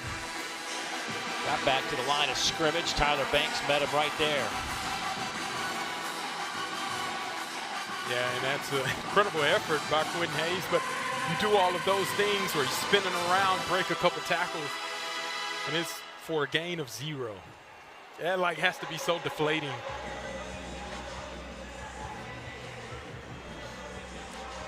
Kobe Tompkins will check back in at quarterback.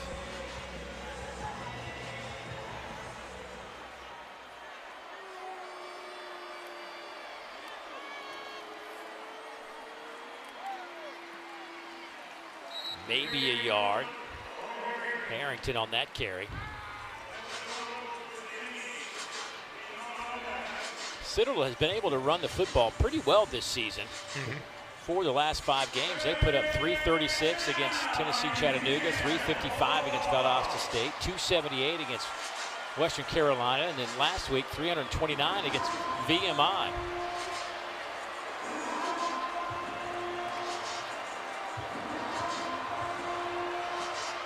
Ibrahim in at running back. But today they've only been able to rush it for 33 yards. Pass is caught there, a couple yards shy the line to gain, but nonetheless, nice reception from Kamani Brown. His 4th catch of the year. Not a whole lot of receptions out of the wide receiver room. Javonte Graves-Billups leads him with 26 catches.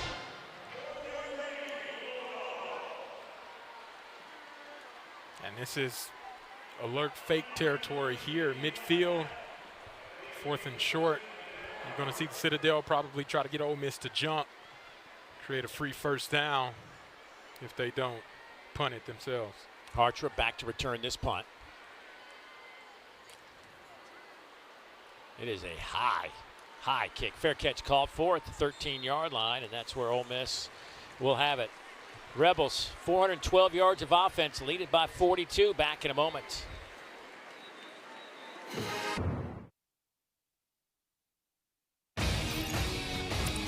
Introducing Sports Center for you, personalized every single day.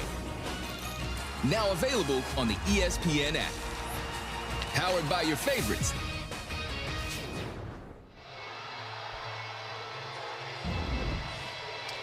Well, Trinidad Chambliss, this day is done, and it was, I would say, highly successful.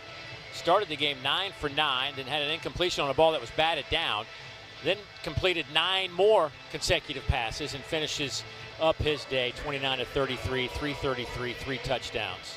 And now he turns it over to Austin Simmons. Austin probably excited to get back on the field. Hadn't played a whole lot of football since he got hurt. Sprained an ankle and opened the door for Chambliss to kind of take the reins of this offense. 4 touchdowns passing, 4 interceptions.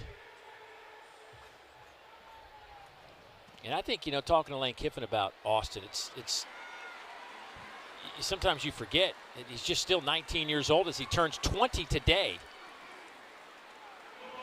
But still a very young man in the world of college athletics with 23, 24-year-olds, 25-year-olds playing. Well, I think the maturity level that he's been able to showcase throughout this time that Trinidad Chambliss has been able to showcase his abilities and the way Austin Simmons has handled it, I think speaks volumes to the type of player he is. There goes Logan Diggs. Flag comes out the line of scrimmage. See if this one's coming back or not. It's going to be a hold on the center.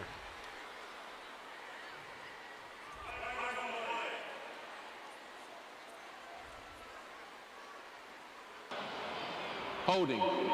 Offense number 69. Half the distance to the goal. 2nd down.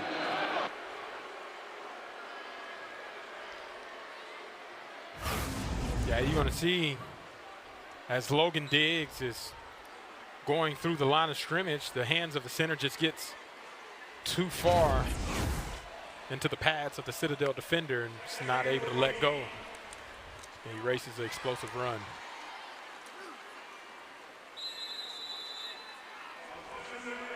Trey Buckler. You know, watching Austin Simmons, I mean, it just shows you how quickly it can kind of get away from you. Nice throw and dropped.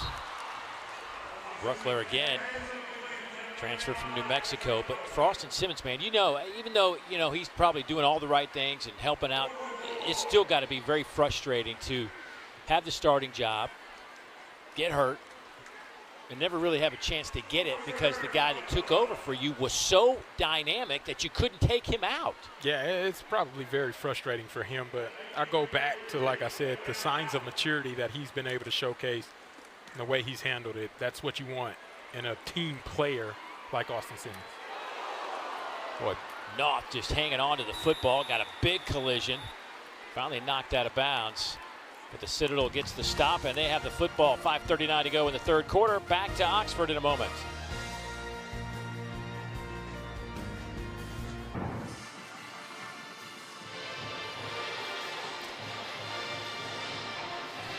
Well, this was our moments a few moments ago, but during that timeout, we thought we had a field goal competition going on, but my man says, no, I think I'd rather propose to my lady. And this went down, and the best part of this whole thing is at the tail end of it, watch who decides to come in and say congratulations.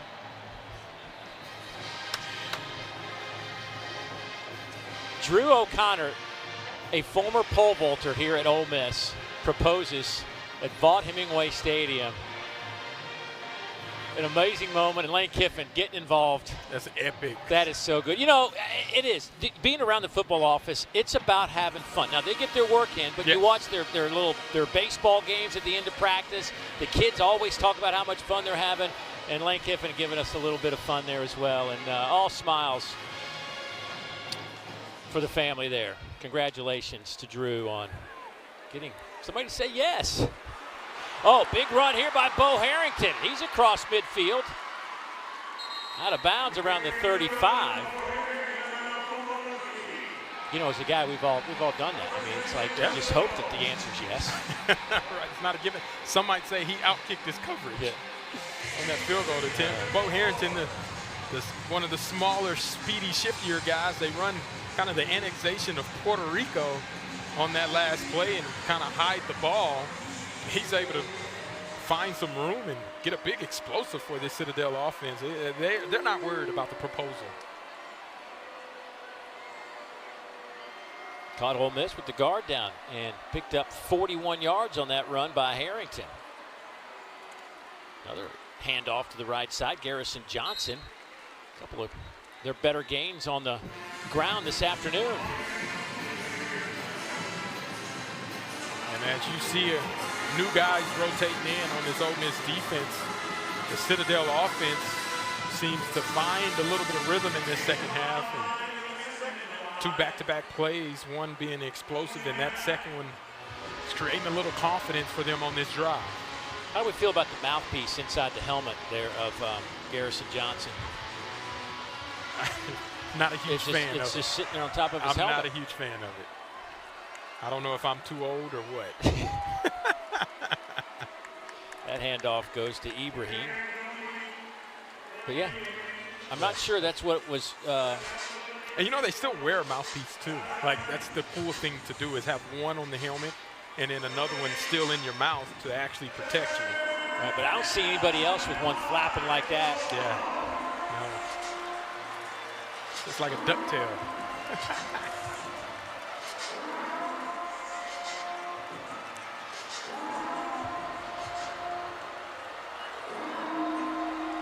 Harrington and Ibrahim in the game at running back now on a 3rd down and 5. Ole Miss bringing some heat, and the Citadel catches them in it. Hayes inside the 20 down to the 19. That'll be a Bulldog first down. TJ Banks drags him down after a gain of 9.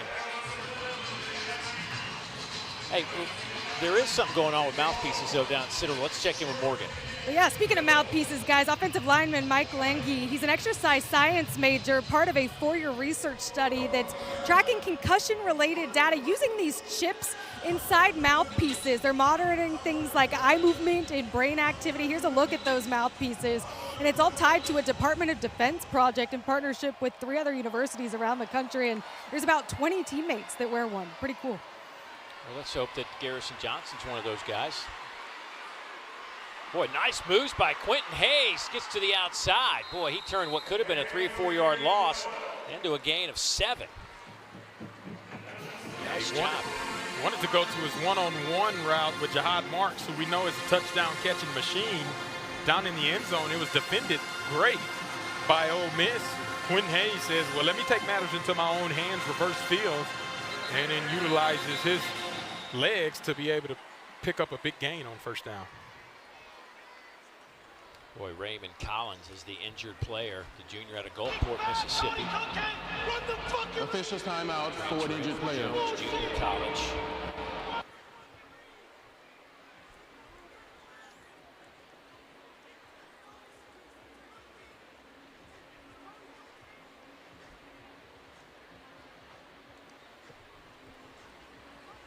Seen a couple of Rebels go down. We saw Daquan Wright go down the opening drive, made a catch on the near sideline, the tight end, and fell awkwardly on his shoulder and has not been back since. He's been back, he went to the locker room, but he's been back on the sideline, but has not played since then. We also saw on the last play of the first half, Will Eccles, their outstanding defensive tackle, go down. Doesn't seem to be serious with Will. Yeah, and it looks like Tyler Banks lands on top of him as he's trying to make that tackle and maybe landed awkwardly or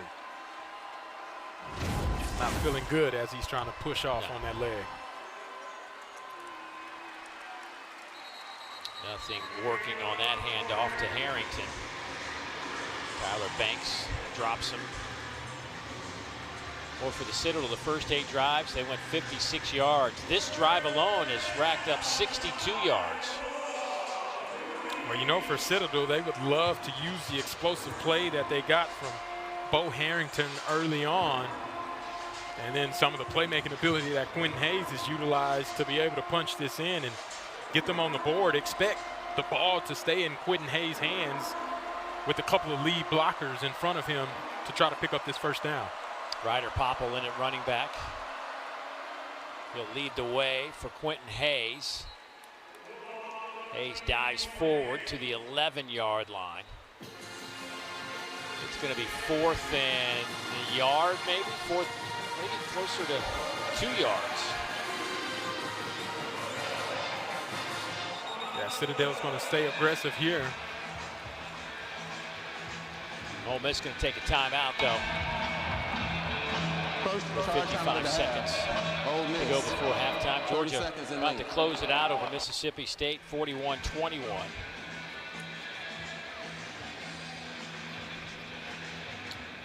Penn State trying to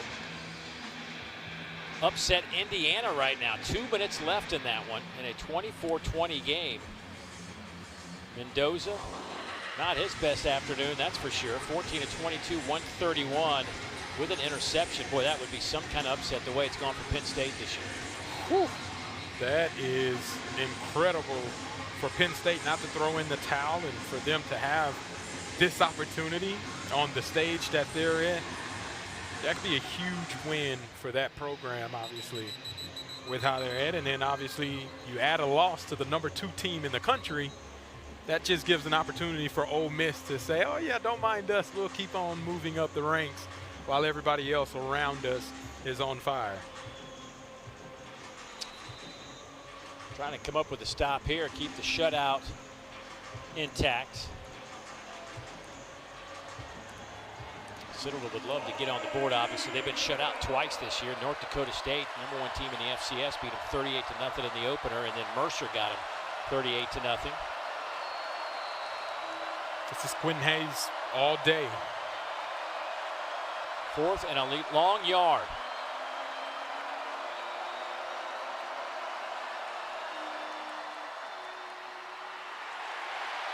They went with Graves, Billups, and it did not work.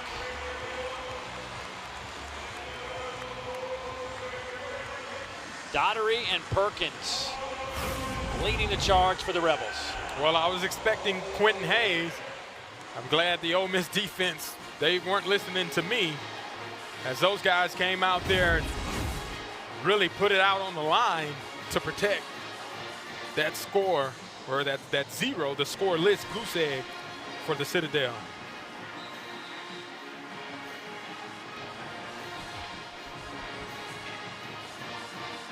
So with 50 seconds to go here in the third, the Rebels have it at the 15-yard line. Here's Austin Simmons' little pump fake. A man with an unbelievable arm down the middle, and it's dropped. Caden Lee was there and was right in his hands, but man, you see things like that from Austin Simmons and you just go, wow. That was a beautiful ball. And you see he has the time, play action, get the safeties to suck up a little bit, and Caden Lee just unable to haul that in. I'm not quite sure if maybe he lost it and the sun is coming over the middle of the field. I don't know. Austin Simmons wishes he could have had that back. Throw again here. This one is caught. They go to Caleb Odom. Odom now with 5 catches today, including a touchdown. That one picks up 14. Damian Taylor in it running back. Will fake it there and throw it again. A whistle will stop play for a moment. I don't think everybody was set. False start. Offense, number 3, was never set for a second before the snap. 5-yard penalty, first down.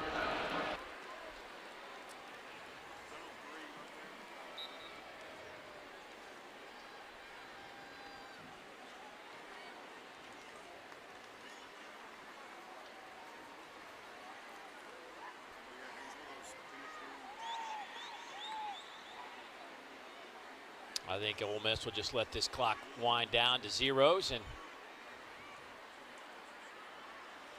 that will be the case. That'll be the end of the third quarter. That's the end of the third quarter. Ole Miss scores a single touchdown. Their lead is 42. 15 more minutes of football coming your way from Vaught Hemingway Stadium on the other side.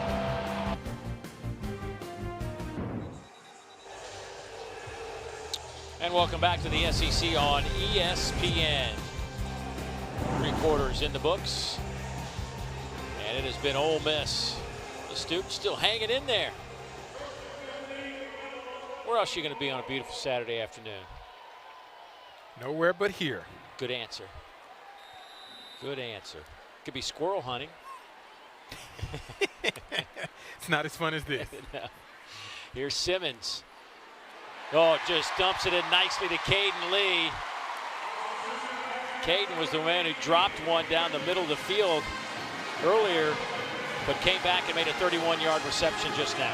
Yeah, he didn't let that phase him, being able to bounce back and get his confidence back right after that catch. That's kind of what you want to see from Caden Lee and the connection with Austin Simmons. Simmons, a little shoulder fake.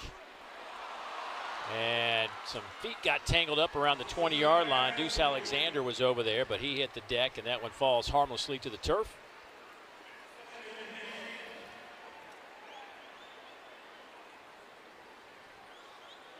Boy, Austin Simmons throwing the football is a thing of beauty, though, isn't it? Oh, my goodness. He has a live arm.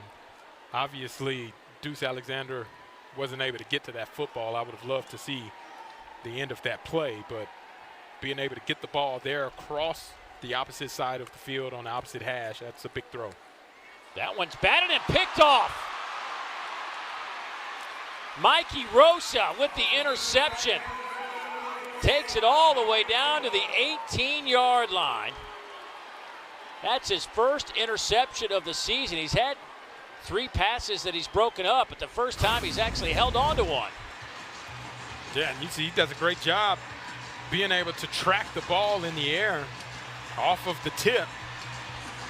And he makes the most of it, getting some additional yardage. And you see the tip drill right there by Holmes, and then Rosa does a great job of tracking it and getting some additional yardage. And Austin Simmons, he makes a touchdown saving tackle, but not before the damage is done, putting the Citadel inside the red zone with the ball and momentum. Again, grandson, former president of the Citadel, Lieutenant General John Rosa, who actually played running back at the Citadel. He's got that Bulldog blue running through his veins. We'll go with Harrington. Tyler Banks making a stop. It's a great job by Tyler Banks taking on the defender, or the blocker, I'm sorry, and then still being a defender and being able to put his hat on the ball carrier. That's a big play, taking on the block and still getting a tackle behind the line of scrimmage. Hayes has rushed it 11 times for 30 yards.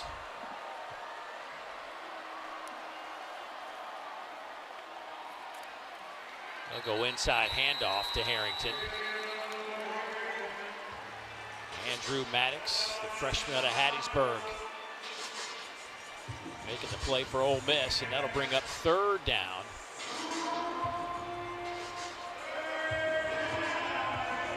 You better believe this Ole Miss defense is still protecting that goose egg on the scoreboard, and I wouldn't be surprised if they get aggressive here to make sure they try to force the ball out quickly and keeping everything in front with the hat on the hat.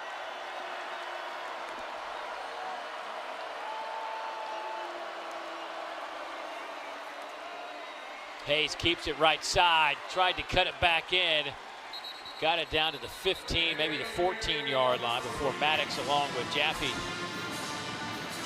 bring him to the turf. And the Citadel looks like they're going to bring out their field goal unit just to try to get some points on the board. Yeah, this is Xavier Harris territory. One of the best field goal blockers in the country at 6'8". You better believe they're trying to get him a big push. Jack Weil missed from 46. This will be from 32 yards. Under the hold of Jack McCall. Snap from Tommy DeLegro. His kick is on the way, and he missed it.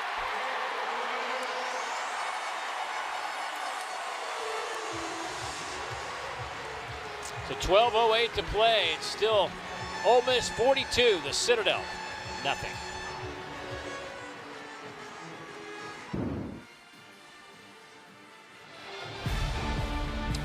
Well, here's our SEC Network Fall Football Weekday lineup from Monday reactions to Friday previews. You have you covered throughout the season. Every show is also available streaming on the ESPN app. It's a lot of television right there. So 1st down and 10. Simmons pass caught by Caleb Odom underneath. Boy, after that interception a moment ago, not necessarily Austin Simmons' fault, but still that can't be good for the psyche. Simmons will be hit and dropped at the 21. Darrell Ware putting a good lick on him.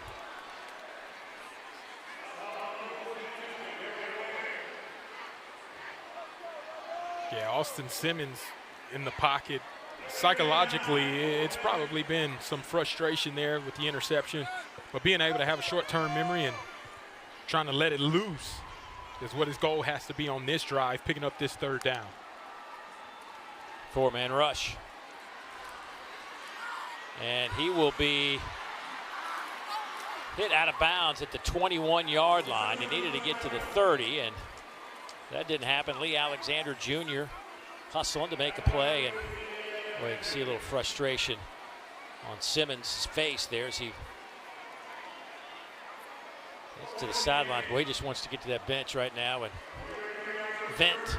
Yeah, you got to be able to have the maturity to still take it all in, but obviously that frustration, not being able to produce that the way that they want, it sets in a little bit. Oscar Bird with the punt, and it's a good one. Down to the 20-yard line. That's where Citadel will have it. Cedric Beavers with a nice special teams tackle. 42-0, Ole Miss out in front.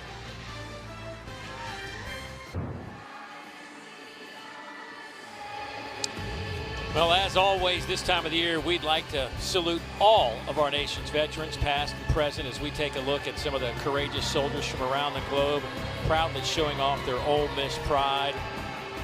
Team wearing patriotic helmet decals and military player gloves today, and boy, isn't it fitting that the Citadel is here. Also today, some of the honorees: Navy Commander Glenn A. Morgan, Army Sergeant Stelena Lloyd, Army National Guard Lieutenant Colonel Michael S. Bradley, and Army National Guard Master Sergeant Grady Helton. And the future of our military, wearing the white jerseys today, as Ole Miss doing their part on Military Appreciation Day. But just great that Citadel could be here too, and just can't say enough about the fine young men that represent that university.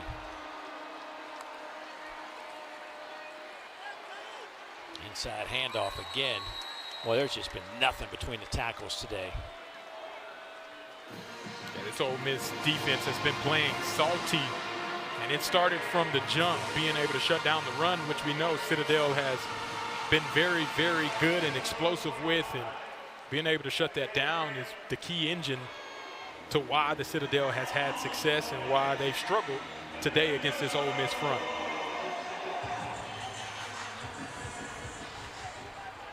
Five first downs for the Bulldogs today. Ole Miss has 26. Pass overthrown. Trying to hit Noth with it. How about Traylon Ray in coverage? Yeah, how about, that is an unbelievable story. The fact that this week, Traylon Ray came in as wearing number 7 this year as a wide receiver, but just with this depth, wasn't getting any action. And this week, Pete Golding said, you know what, we need maybe some other bodies back there in the secondary. Let's check them out. And here he is playing. He's only been practicing at corner for a week. And not even a full week, right? Just a couple of days in preparation for this game. I think it's incredible for him to be out there after playing receiver all season long. That one was almost picked off. Instead, it falls to the turf.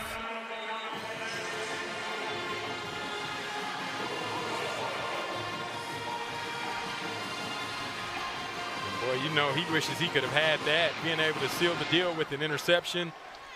That would have just put the icing on the cake with the performance this defense has had so far through 3.5 quarters of play.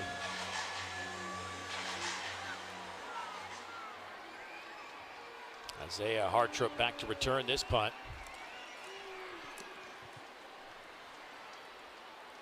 Flag is down. It'll be down at the 33-yard line, but we'll wait and see what this flag is all about.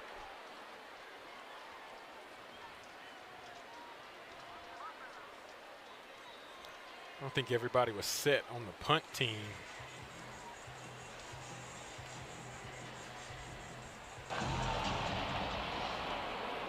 Illegal formation against the kicking team, more than 5 in the backfield. That 5-yard penalty will be added to the other kick. First down, timeout on the field. So there you go, 5 extra yards. Ball be spotted at the 39. When we come back, 9:32 to play.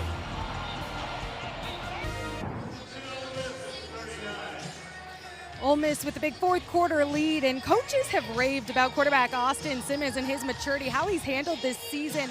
Well, he's also been extremely mature today on the sidelines. After that last 3 and out, he walked over to his offensive line, looked at each one in the eye, shaking their hands, taking the accountability, spent some extra time with backup left guard P.J. Wilkins saying, it's on me, and just showcasing at 20 years old, just today, guys, turning 20, that he is extremely mature. That ball was coughed up. Let's see if Citadel was able to get it before they went out of bounds. I don't believe so. They'll spot it back at the 46. It'll be Ole Miss football. And we brought back to the spot of the fumble. This is very close. It appears he had possession, but I don't think his body is on the ground. Oh, no, he did not have possession. My apologies. So that is the correct call all the way. Handoff goes to Damian Taylor. Damian across midfield. He will have the first down. Now Ole Miss will probably just try to chew up as much of this clock as possible. They're closing in on 500 yards of offense again. Heck, they average 476 yards of offense. You know, since 2020, this offense has averaged more yards per game than any other team in the FBS. They average right at 500 yards over the last 5 years. That is incredible and impressive feat that Lane Kiffin has been able to sustain and show the consistency of how well his offense works and the team that he has around him. Simmons buying a little time, will throw on the run, has a receiver wide open on the far side. That'll be a first down inside the 20-yard line. catch made there by Dylan Alfred, the freshman. Picks up 26 yards. And great job by Austin Simmons keeping his poise on the pressure, and Damian Taylor picking up the blitz and then buying time and finding the open receiver on the sideline. Simmons takes it around the left side, and he'll get out of bounds inside the 10.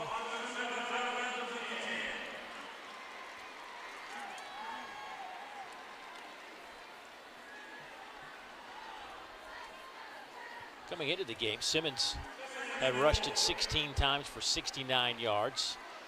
It's a 4.3 average, of course, factoring in some sack yardage as well. There goes Taylor again. He'll have the first down. It'll be first and goal, Ole Miss. You know, it's been amazing to watch as well as the tempo that Ole Miss moves at. It hasn't necessarily slowed down no matter what part of the game we've been in. And whether Trinidad Chambliss or Austin Simmons has been at the helm, this offense still wants to go fast and put the defense in bad situations with minimal play calls.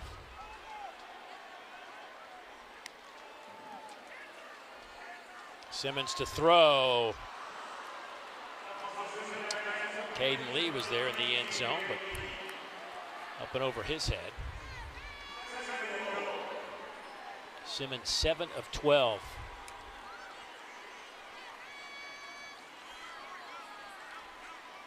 Yeah, the spacing on that looked a little off as Lee and the underneath route also were a little tight together.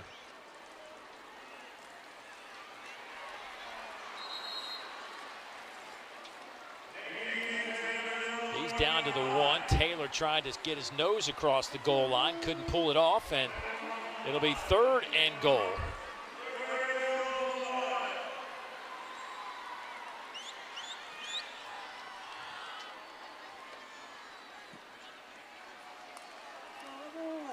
Direct snap goes right to Taylor, and he gets into the end zone.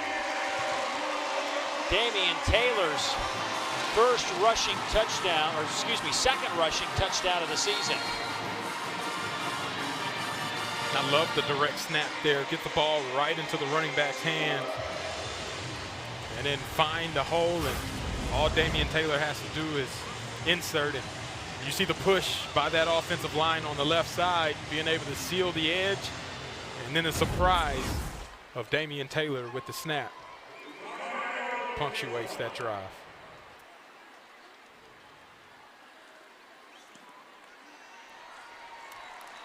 Point after is up and good. 49-0. But how about the news that Indiana survives? Under a minute to go, they get a touchdown reception in the back of the end zone, and they win it 27-24. First ever road win. That's crazy. In Beaver Stadium. That is incredible.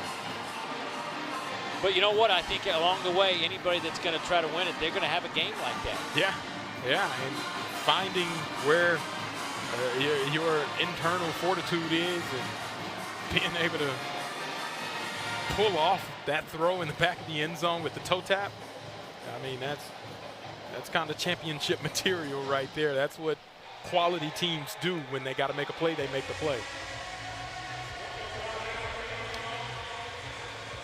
Rebels go up over 500 yards, 533 yards of offense. They've held the Citadel to 118 today, 23 through the air, 95 on the ground.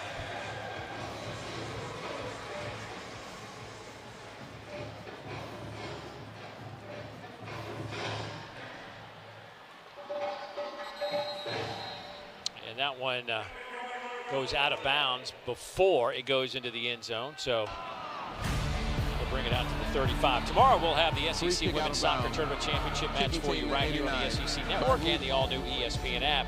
5th-seeded LSU squares off against 2nd-seeded Vanderbilt. 2:30 Eastern, 1:30 Central Time from the Ashton Brosnahan Soccer Complex in Pensacola, Florida. It was almost like a Florida-type day here in Oxford.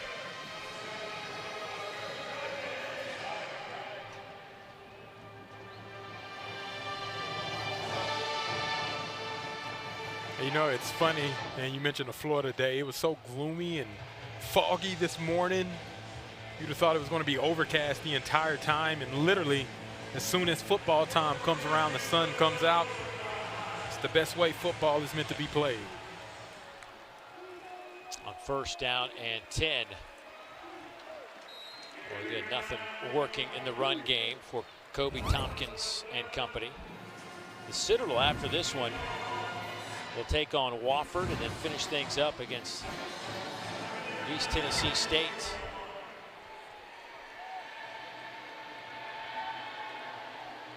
Maurice Drayton trying to get this thing back on the tracks, and of course he's got a lot invested in this program as a player, and longtime assistant coach, and now the head coach. Been in the NFL numerous stints. Came back to his alma mater. First year did not go well for Coach Drayton, the Bulldogs. He went 0-11. A little razzle-dazzle. And that one is incomplete. It's Whit Hobgood, the tight end, getting in on the action. Getting to air one out. But his first year 0-11, 0-8 in the league. But last year responded with a 5-win season. And this year sitting here at 4-5.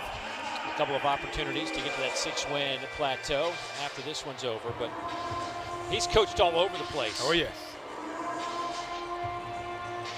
I think the most impressive part is the number of positions that he's been able to coach as well throughout his career, and his background, especially in the special teams department in the NFL as well. Trying to instill that culture into this Bulldog team currently. Pressure comes, down goes Tompkins.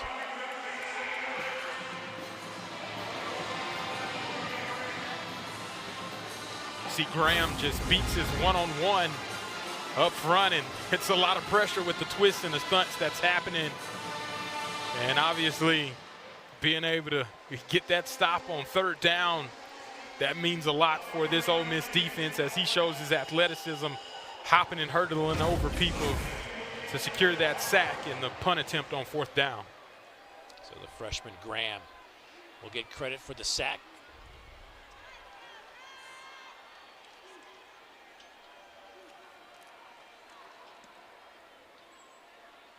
Line drive kick.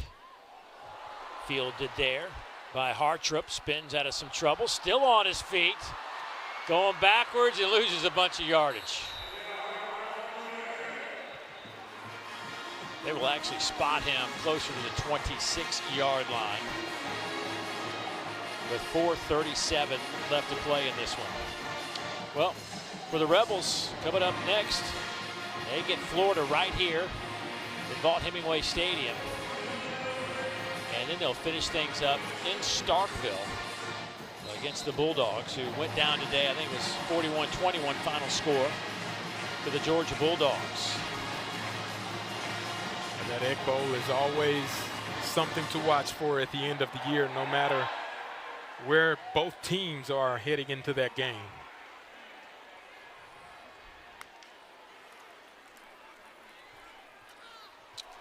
Inside handoff, that one goes to Damian Taylor, and we're getting a look at A.J. Maddox at quarterback. The true freshman out of Hattiesburg, Mississippi, 6'1", 190. No stats on the year. First time he gets to possibly sling one around at Vaught Hemingway Stadium.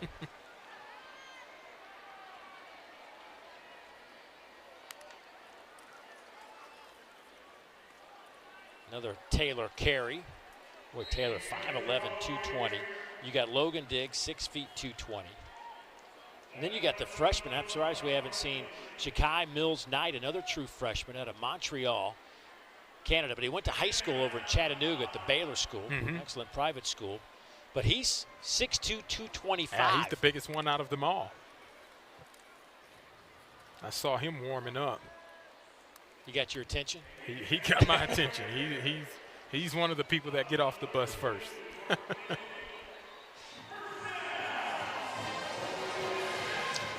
four-star recruit. His brother, of course, on this team on the defensive line for Ole Miss.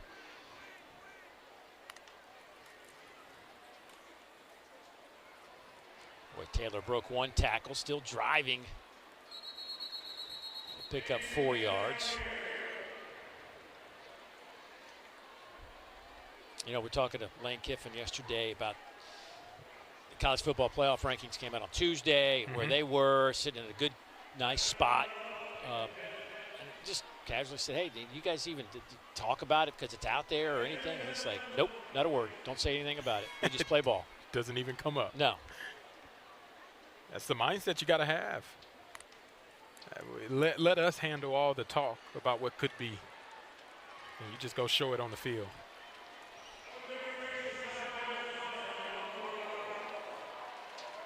If they can shore up the back end, their secondary, and even Lane Kiffin talked about it, they got to get that cleaned up. Yep. Especially, you know, when you start thinking about DJ Lagway's got some weapons at Florida, and then, of course, Blake Shapen got hurt today. We don't know how the severity of that injury, but, I mean, Mississippi State can sling it around. Absolutely. They got some dudes, and then we're projecting, but you're going to play playoff teams. They're going to have same type of similar threats of guys that can push the ball downfield. And there's our guy, Shakai Mills-Knight, getting some work as we hit the 2-minute timeout. Back to the Vaught here in Oxford after this.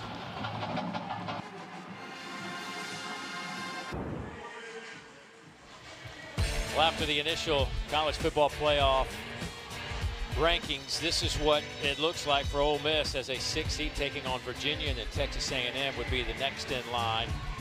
Georgia would start with Memphis. And, of course, you got Texas and Oklahoma just on the outside looking in right now. Yeah, a lot of things still can change as 2 of those teams have suffered a loss this weekend. And a lot to play for. We're getting a good look at Shakai Mills-Knight now. The big back that kind of popped in warm-ups for you, 6'2", 225. And standing next to A.J. Maddox, the freshman quarterback, at 6'1", 190. He'll fake it, little sidearm sling to the outside. Pass is caught there by Caleb Cunningham. Another freshman getting some work. It's his first completion, baby. He's on the board. There it is. You know they're hungry. Put the ball in the end zone on this drive. They'll keep it on the ground with Mills-Knight.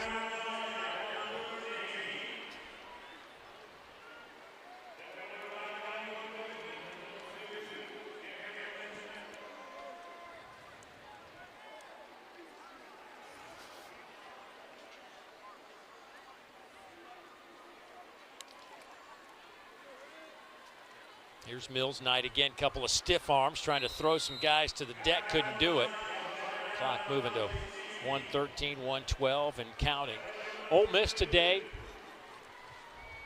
sitting at 597 yards of offense.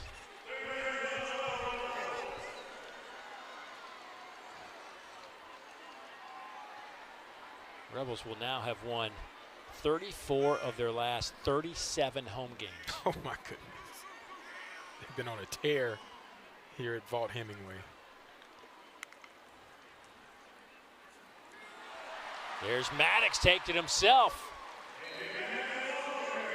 On 3rd down, he needed to get it close to the 5. He didn't get it, so it'll be 4th down. And they don't have to take a snap if they don't want to.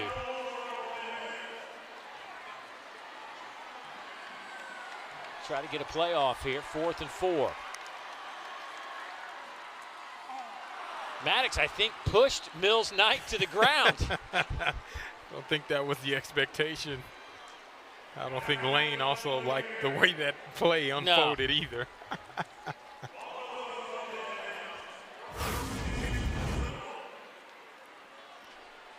You can see he gave him a little shove. I don't know if he was trying to pull the ball away from him or what that was, but obviously Lane Kiffin is displeased with the way the execution of that play unfolded on 4th down. Well, this will be, unless there is a freakish 97-yard 93-yard pass play here or something, but this will be the last Ole Miss shutout, or the first one since they shut out Furman 76-0 last year. Citadel with 107 yards. The last time Ole Miss held an opponent to less than 150 yards was in 2014 against Memphis. They held them to 104. First charge time on the half, the Citadel. 30 seconds in length.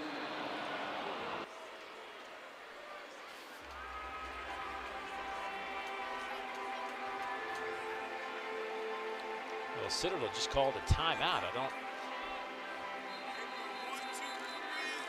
They need somebody to play quarterback, I guess. They didn't have a quarterback on the field. It doesn't, as I'm looking at the team, that somebody's got to. Somebody got to be in there to snap the ball. They're making changes, getting certain guys in for the last play of the game. Well, there is Mr. Chambliss today, who was fantastic. 29 of 33, 333, 3 touchdowns, no interceptions. Simmons 7 of 12 for 100 yards. Did have that batted pass that was intercepted, but that will do it. So the Ole Miss Rebels will go to 9-1. The Citadel will fall to 4-6. Coming up next for this Ole Miss team will be a date with the Florida Gators right here in Vaught Hemingway. Your impressions of Ole Miss? I thought they did really well. They got to continue to keep this momentum. Obviously, Florida and Mississippi State, and then everything else is up for them to do what they need to do. Fantastic job by Trinidad Chambliss today to lead Ole Miss to the victory. From Morgan, Fozzie, and the rest of our crew, I'm Dave Neal saying so long from Oxford, Mississippi.